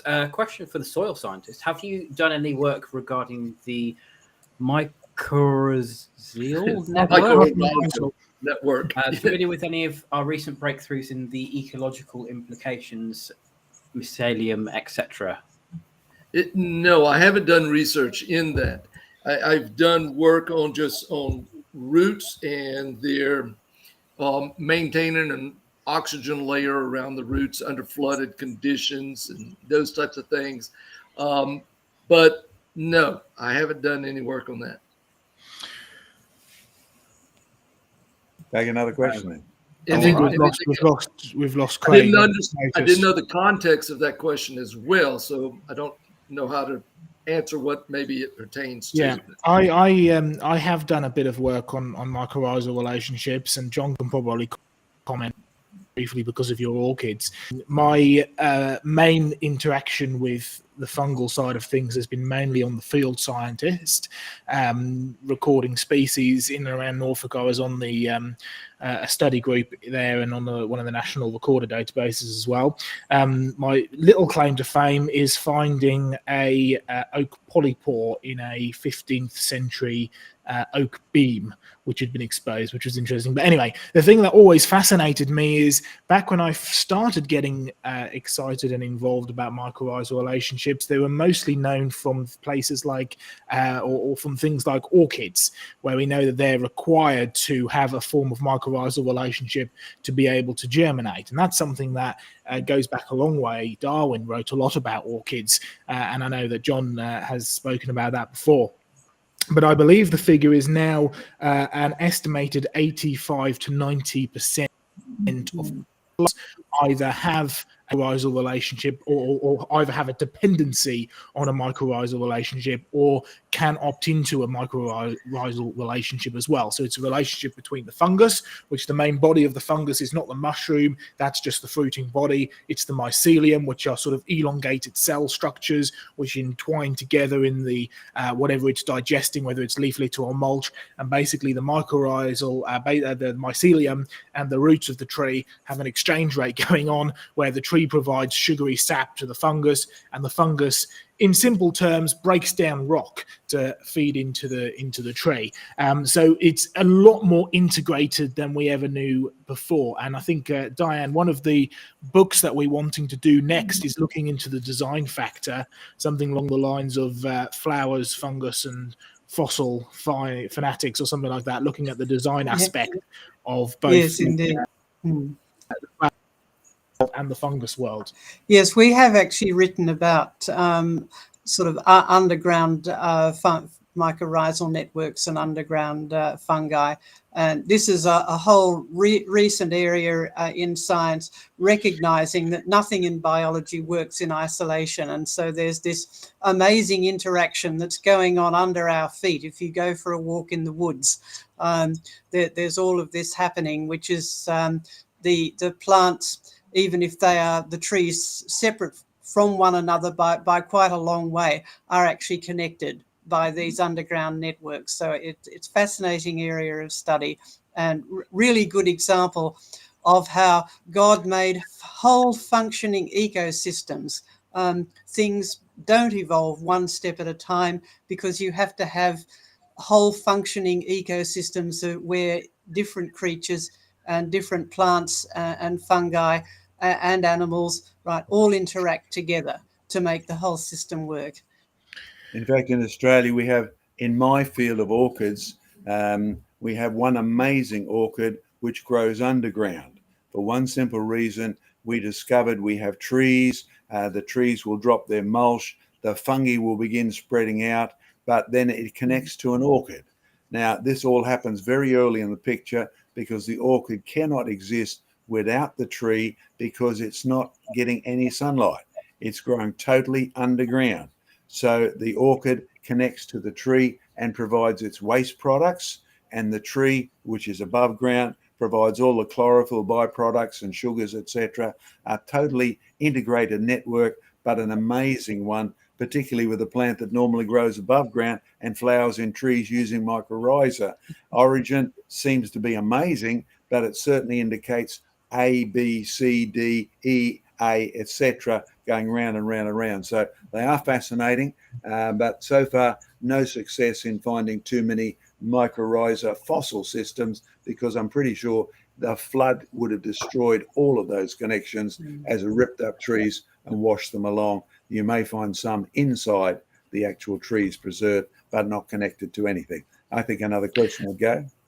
I do think another question. But before we do another question, I've just had a text from Craig. He's had a power outage, which explains his sudden disappearance. So he may be back, depending on how quick they work on things in Tasmania. I'm not too sure. If it's anything like the UK, it'll be many hours before he'll get back with power. So anyway, Sam, one last question before we move on. All right, then. This one comes in from Transbluency. They've asked multiple questions, which I've saved. We do answer questions that we don't get to in the show in our dedicated Q&A. But they said this is more of a shorter one. Here's another question. Thank you for taking them. It's our pleasure. On what basis do you say that megalodons have more information than a great white shark because they were bigger? I'm assuming this is in relation to the short that we put up with the loss of information that they go down. Okay, I'll have a couple of comments and then over to John, because this relates back to the blue-tongued lizard, skink, whatever it is, that John had earlier. Remember, they were talking about how if you carry on inland, these things get smaller and smaller. So there's certainly seems to be a connection to environment in terms of these creatures getting smaller. But you'll find that when they get smaller, it's almost exclusively a loss of information. Now, megalodon sharks are put into the same genus as great white sharks. One of the ways that you can justify that is purely from its teeth. They're effectively identical to great white, exception of being much bigger, right? And there's been some attempts in recent years which haven't been overly successful, and Diane might want to comment on this, of trying to put megalodon in their own genus or their own category, but it's really not based off of any fossil evidence or really what you could call scientific evidence. It's purely this idea of, well, if they did evolve, we can't have them just being big great white sharks. So it's more of a philosophical issue rather than a scientific one. But if you go by the fossil evidence, which really does indicate that they are very large fossil sharks, then you can compare that with other creatures that you find are effectively identical but have lost information to get smaller. Case in point, the blue-tongued lizard. There's many other examples, both from the fossil record. Think of the giant club mosses, which used to be trees. Now they're spindly little tassel ferns that kind of sprawl across the ground. All of them have a number of things in common with them. One of them is in environment has deteriorated. So if you trace the blue-tongued lizards from the coast into Australia, the environment deteriorates in essence, and so the creature gets smaller. But you'll find they no longer have the capability to produce a large creature because they've ended up going downhill to the point where the only way they'll get back up to a larger creature is if they open up the gene pool, right? Mix in and breed in with those larger creatures. So that's one of the indications that you can strongly get to this being a loss of information. John and Diane? I'll make one thing, then Diane can finish. With many creatures, say humans, for example, you find a complete size range from Zulus down to pygmies. And in this case, it is a degeneration in the behavior of things like the pituitary, right? And that affects our growth rate, our size, even our lifespan. But once it busts, we don't know a way yet to fix it, right? So there is a loss of information there that can produce two opposite things. One is giantism and the other is pygmy type things. So Diane, that's more your field. So throw in any comments you want and then we'll go back to the next part of the program. Yes, it's probably a mixture of genes and environment. And once information is lost, it can't be regained unless an outside intelligence puts it back in, which is what genetic engineering is. In terms of size and complexity, it's probably to do with the growth control genes. And we know that from domestic animals that have been bred that can't be made into, can't be bred back into large animals. It's to do with the growth control genes in terms of when the genes are turned on and off. So there's a lot of subtle things in the genes that we're learning about now. The genetic revolution has been an absolute boon to creation because we're seeing layer upon layer of information and information processing. Diane, can you tell people where they can go on our website to actually find stuff like this? We have some information about megalodon. We've written about it a few times, including the efforts to try and reclassify things because the evolutionists like to think that one thing changed into another. And if you find the same things in the fossil record as you've got living now, well, that's proof against that things have changed. So if you give it a different name, you can pretend that one thing evolved into another. But if you look on our fact file, you'll find information about growth and about size changes, particularly in domestic animals where it can be tracked to a quite fine degree, like in dogs and horses and other animals like that. Yes, and sadly, the bigger the dog, the shorter its lifespan. The shorter the dog, the shorter its lifespan. In between seems just about right. That's coming from a dog man. Okay, just before I go back to Alberta and that, can I encourage you, those in the USA, our website link for giving tax deductible in the USA is fixed at long last. Thank you, Glenn. Give him a good clap over there in the USA. And praise God for the team in the States has managed to rectify this with Square, so you can donate directly to our Creation Education Society, which is tax deductible. Okay, Sam, let me go back to my slides, please, if you can bring me back up. Okay. All right. There you go. Over to you. Let's go to Canada. Let's go to the Walcott Quarry. He's the famous guy who discovered this. Why aren't I moving, Sam? We've clicked into the PowerPoint. You need to bring your PowerPoints up, John. Yeah, the PowerPoints are up in my impression.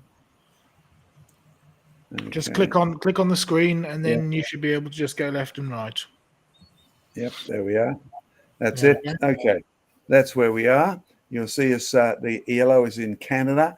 Vance Nelson and I have sort of done a lot of thinking about this area. There it is. You'll see British Columbia, a famous area right on the border of British Columbia and Alberta. Now basically off links for collecting, except for visiting. There's Vance. Vance is sort of nowhere near as old as the fossils, but he's been in this business a long time, a very knowledgeable young man, and made some great books available, dealing with dinosaurs and all of his research. There's the Burgess Shale. There's a friend of mine who was there many years ago, before it was as famous as it is now. And you can actually see the shaly layers, some a little twisted. You can see fossils, soft-bodied fossils, sort of trilobite-ish-like, but a bit mysterious, which is what made this area rather famous. There's also some that are hard-bodied like limpets. No, that's not my famous thumb. That's Vance's thumb becoming famous for a change. Limpets. And when you ask the guide, but aren't limpets still here? Yes, they are. And this is a mystery to them, that some of the creatures seem to have died out, or else we haven't found them alive yet, that many of the hard-bodied ones, like the limpets, haven't evolved one bit. There's some interesting sea pens. Yes, sea pens are still here. Picture on the right-hand side, fossil one on the left. So as famous as the Burgess Shale is at the boundary of the Cambrian area, it's got a lot of fossils that haven't changed one bit. And some fossils, yes, it is an explosion, it would appear, if you believe life has gained from nothing to somewhere, and it shows up particularly here in the Burgess Shales. But from then till now, even if you thought it was hundreds of millions of years old, do you recognize this creature? Perhaps not, but they are actually still here. This sort of tag on to one creature, some of them are very recognizable. Oh, you see, I know that because the creature at the bottom lives in Australia. That's a little Prodipodus or velvet worm. You see, when you come to Australia and you have a look at the creatures living in my backyard or down by the ocean, you find similar sort of creatures. No hard bodies, but they're still here. Now, the Burgess Shale is fantastic. It's got some weird creatures in. What's that? A squashed prawn? Is it an arthropod? What is it? Look at those mysterious looking eyes. There are some fabulous displays. I went to the British Museum one year and they had a fabulous display of all the Burgess Shale creatures. Great to be able to take pictures of them. Yes, sometimes you pay quite a small fortune to the British Natural History Museum, but it's really worth the effort. But what was interesting was one of the guidebooks on the Burgess Shale. The animals were dumped at a variety of angles to the bedding. Oh yes, even though they're so soft, you see some of them actually cross the bedding. They're polystrate, they're soft, but the bedding and the animal has come in at the same time. The bedding didn't get trapped and then the top bit of layer washed over and eroded away. Look at that. The arthropod Selenia, the one I've been showing you, for example, ended up enclosed in the mud, standing on their heads. Now, when was the last time you saw a soft-bodied creature standing upside down waiting to be slowly buried, and the creature was 15 centimeters long? No, no, no. Don't be surprised. Even the experts have to regard this as a rapid dump. So the rocks, which contain strange fossils, contain many fossils that are familiar, are all rapidly dumped. It's a fossil dump area. It didn't take millions of years.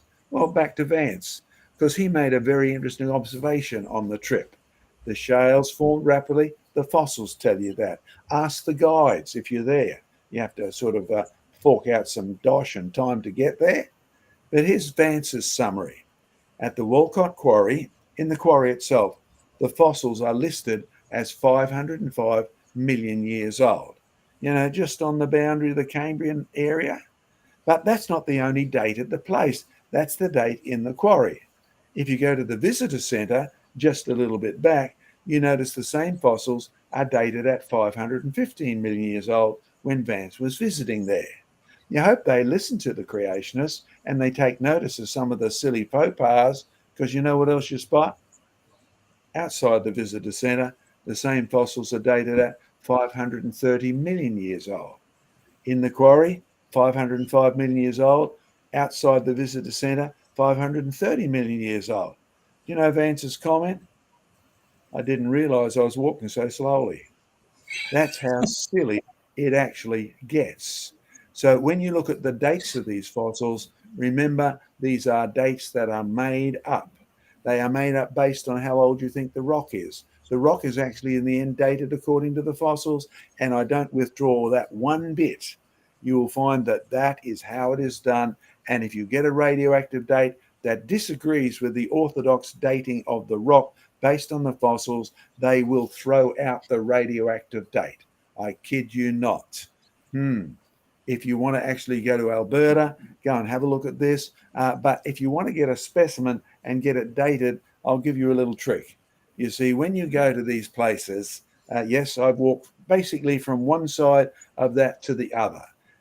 Only once in the snow as we were looking for fossils and dinosaurs, but very often as we were going through, yep, you can see the shale sands over there. I've walked all the way through that shale oil sands, got permission. It was great. Looking at the fossils that are preserved there, there's even a big plesiosaur in there. And right on the left-hand side where you bump into the metamorphics, and on the right-hand side where the Precambrian shield shows up. You can walk right through the geologic column for all practical purposes. But if you ask how long it took, base it on the fossils, base it on the distance, the deepest part of that rock is 3 kilometers thick, and it supposedly took 600 million years to form. Do your math, see how sensible it is. 300 million millimeters, that's the distance, took 600 million years, 3 million millimeters, took 600 million years to form. Now, it doesn't take too much maths. If you can't do the maths, use a calculator. That's roughly 1/200th of a millimeter per year. And in these rocks, you have 15 centimeter tall vertical rocks, polystrate fossils standing upright on their heads. It's not going to happen because in reality, 4,000 to 5,000 years it would take to cover your big toe. And you ain't going to stand there for 4,000 to 5,000 years waiting to be slowly buried. So can I encourage you, the minute you do the tax trick and try to do double entry bookkeeping on any rock deposit in the world, you will discover that Derek Ager was right. There's Alberta, verging into Saskatchewan. See all the white bits? They're the bits that are missing. Here's Derek Ager again, a good place to finish the day. There's his book, The New Catastrophism. We are always faced with a contradiction. And stress it. I mean, nicely, shove it up their pipe and tell them to smoke it. We are always faced with a contradiction between the rates of deposition. If you believe the time, you'll have no fossils. If you believe the fossils, you'll have no time. We're faced with a contradiction between the rates of deposition and the known thickness of rock for a particular geological kind. You've been lied to. So back to Sam. Let's go and do the questions again and enjoy what we're doing. Well, I get us back here. There we are. Well, All right. we are losing the team left, right, and centre because Sam has had to go as well. So I'm afraid you're stuck with me, John, looking after the questions and stuff like that. So bear with me because I'm not as good at this as Sam is. But we've got about 10 minutes left. That was a great rundown through loads of stuff. Diane, did you have a section to do as well? Yes, I've got a few things to say about Cambrian life.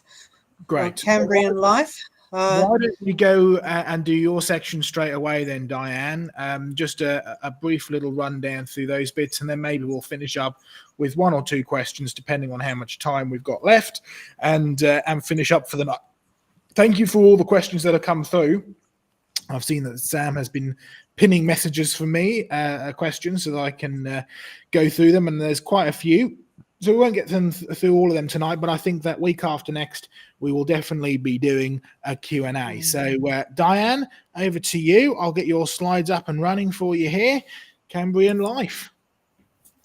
Yes, indeed, Cambrian life. All right, the Cambrian is considered to be the bottom of the pile in terms of the evolutionary progression. So it's supposedly filled with primitive bottom-dwelling creatures, very simple forms of life. But as we actually study them, we don't find simple things at all. We find a lot of complexity. So here are three particular examples. The first one is about eyes, which are supposedly 520 million years old. And they found this particular organism here called Cinderella, and that's not a typo. That is what it is actually called. Mind you, you will get very frustrated if you look for information about this creature doing an internet search, because the search engine will always try to change your search to Cinderella, as in the fairy tale. But we're not into fairy tales. We're into facts here. And so this fossil does actually exist, and it was found to have some rather interesting eyes. It's got compound eyes. Now, you may have heard of compound eyes. You've probably seen some of them. You've got to get quite close up to look at them. But insects and lots of other creatures have compound eyes, which means they're made up of a whole lot of little optic units called omatida, and they are like a whole lot of little hexagonal systems with a lens at the top, and then all of those are connected to the insect's brain or to the animal's brain. So an animal that has a big compound eye also has to have a brain that's able to process the information. And in one of our recent programs, we did actually talk about finding the oldest fossil brain, which was also dated as being Cambrian. And now that we have different ways of studying fossils using particular scanning devices and X-rays, we can find a lot of details in these things. And there's nothing primitive about this creature with its compound eyes. In fact, it's got over 2,000 of these segments in its eyes. And the scientists who discovered it made this comment.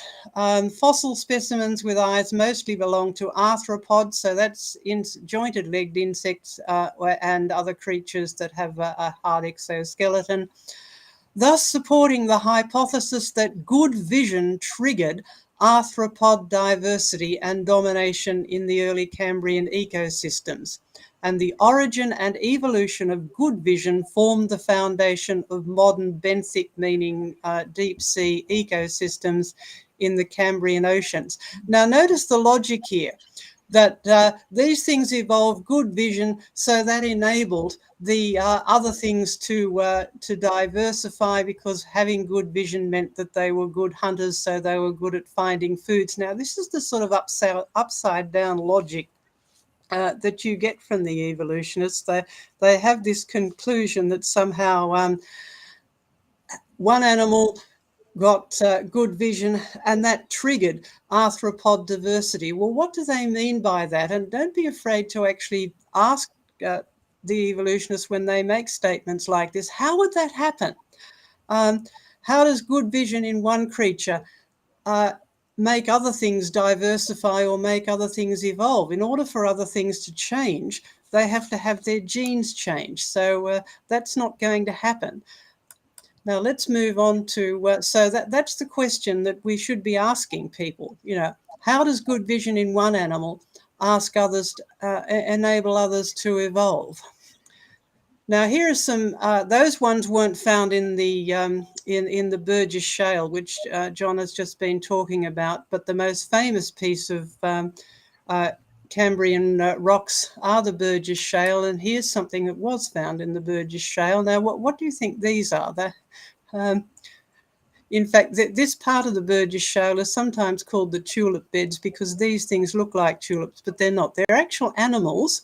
And this is a report from a paper, which is an open access paper. You can go and look at this, and it's called A New Stalked Filter Feeder from the Middle Cambrian Burgess Shale in British Columbia, Canada. So a filter feeder is a type of animal that feeds by just sifting the seawater through it. So it has to have some means of actually getting water to flow through it, and it just filters out the little microorganisms and other tiny things that might be in the water.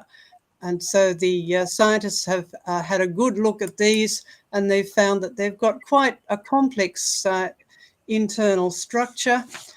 And but they do have ultimately a shape that does look a bit like a tulip. So here is a fossil reconstruction of what these things look like. And when they were studying these creatures and wondering, well, how are we going to classify them? Because we like to classify things, we like to name things. And the evolutionists got into a bit of a pickle here, because they said most interesting is that the feeding system appears to be unique among animals. In other words, here's something that we haven't found before in living things or in fossil things.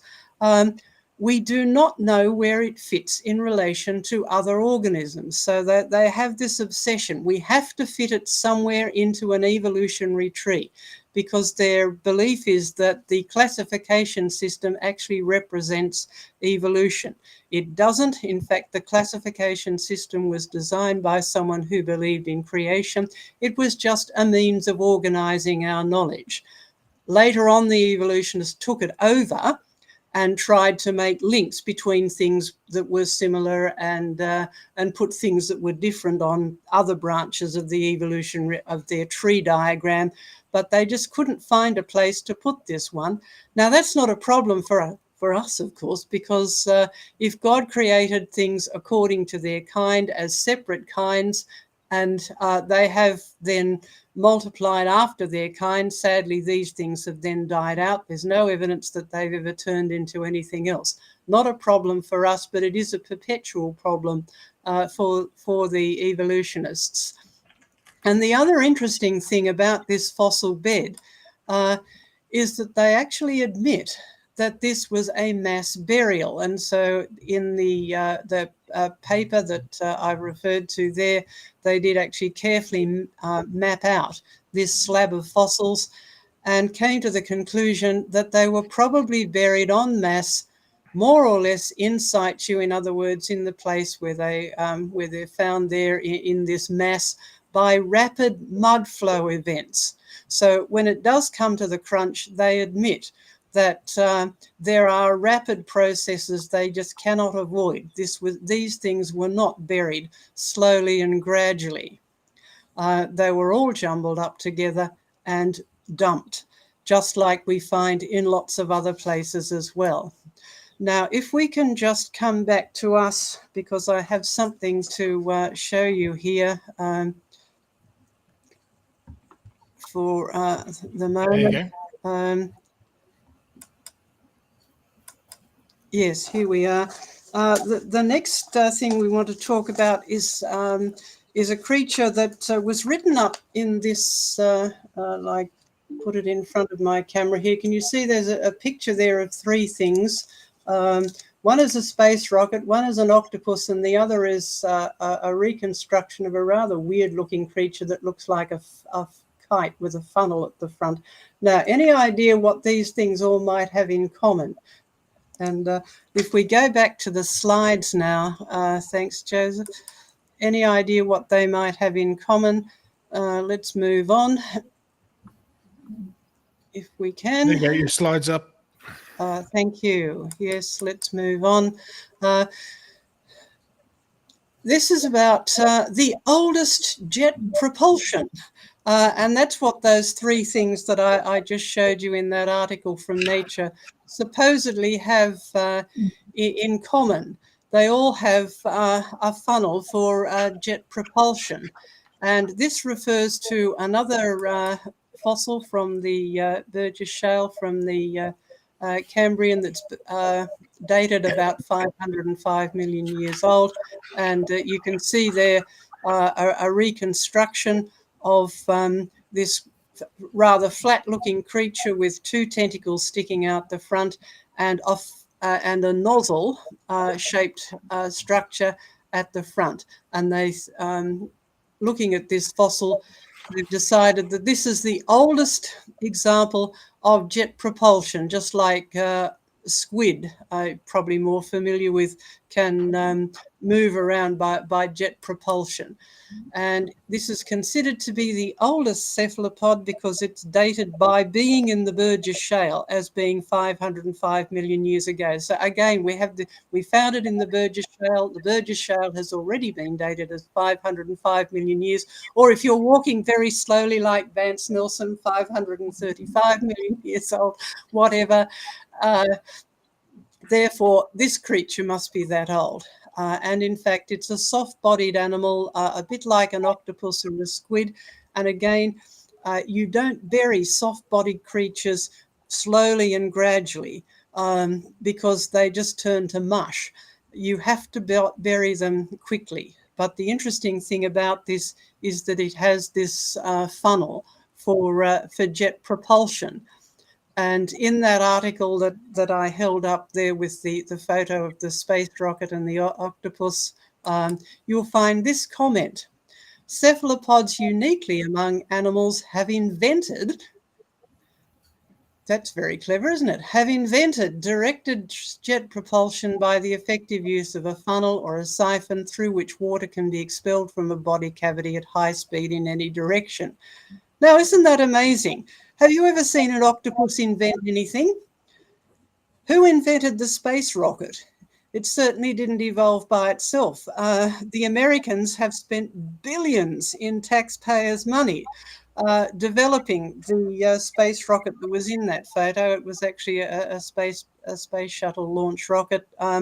And so have governments all around the world spent billions building rockets. They didn't invent themselves any more than this cephalopod, however old you want to make it, it didn't invent the jet propulsion either, any more than a modern day octopus did. Now, in the Burgess Shale, there are lots of wonderful things. In the Cambrian rocks, there are lots of amazing creatures. It is really sad that they have died out. Now, quite a few years ago, a man named Stephen Jay Gould, who you may have heard of, he died in 2002. But anyway, he described the Burgess Shale as being filled with wonderful life. And he even wrote a book about it called Wonderful Life. And in some museums, you will see dioramas and mock-ups showing the sorts of creatures that you do have in the Burgess Shale. They were not primitive or simple in anything. They were quite complex animals. A lot of them are very different to the sorts of things that we have now. That does not mean they evolved into anything else. Sadly, they have just died out, which again is evidence that fits into the biblical history of the world, that it's going downhill. It used to be full of wonderful, complex, beautiful, amazing creatures, and a lot of them have died out. The world is going downhill. We are losing biodiversity. There's no evidence that these ever evolved into anything else. They were fully formed, fully functional creatures, and the more we look at them, the more complexity we find. We don't find anything simple about them at all. So it is wonderful life, but of course, even more wonderful is the God who made them. We see evidence of design in dead things, in fossil things, as much as we see in living things. And I think we should join with the psalmist, who said, "One generation shall commend your works to one another." And that's what we like to do at Creation Research. We found all these amazing things through our own research, through looking at the research that's put out by the scientific news services. And we love to tell people about it because the study of living world is a fascinating thing. And you will see the mighty acts of the word. And it's a good thing to meditate, in other words, to think of the wondrous works of the Lord, on the glorious splendor of your majesty and on your wondrous works. I will meditate. Yes, there is wonderful life in the living world, in the buried fossil world, and that both of those are evidence that they were made by a wonderful God, and if we're a wonderful creator. And if we can just go back to us now, that's the end of that. Joe, can I make just a couple of comments as you swap back to the main screen? Welcome back, Craig. Glad your power thing is over. That's good. I have noticed somebody in the chat saying, but there's more complex stuff. There's really complex stuff in the Ediacaran, which is older than the Cambrian. And this is creating a bit of confusion out there, particularly the person who's writing the question. Let me make a comment that really mirrors Derek Ager. The British Commonwealth, the British Empire, actually is reflected in the geologic column.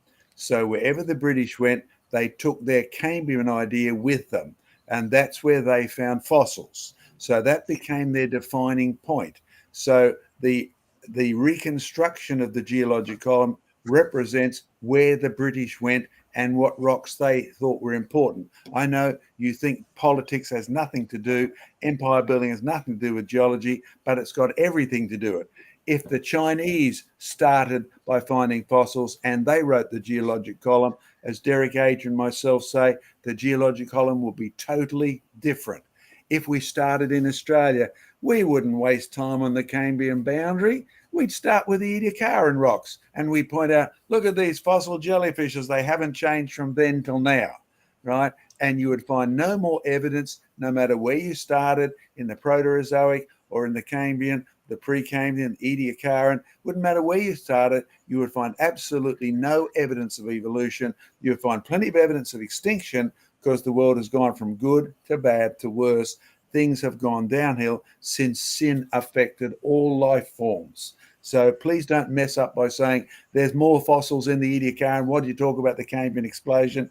We talk about the Cambrian explosion because it's in the books. It's in the textbooks. It's in the courses, right? And you have to deal with what's really out there.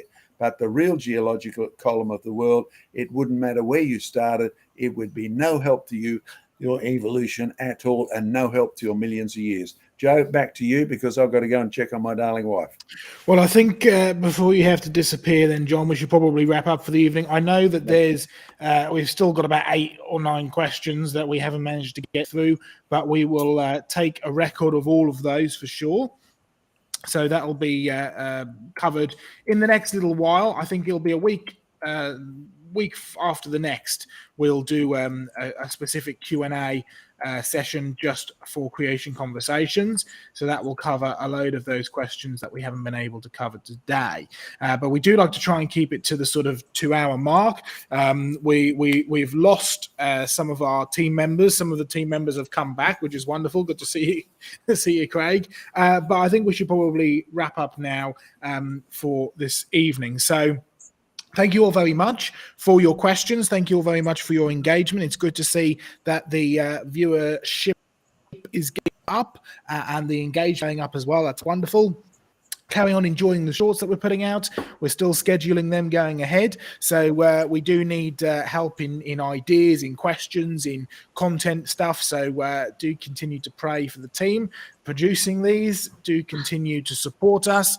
But any final words from the team before we wrap up for this evening? Goodbye and God bless.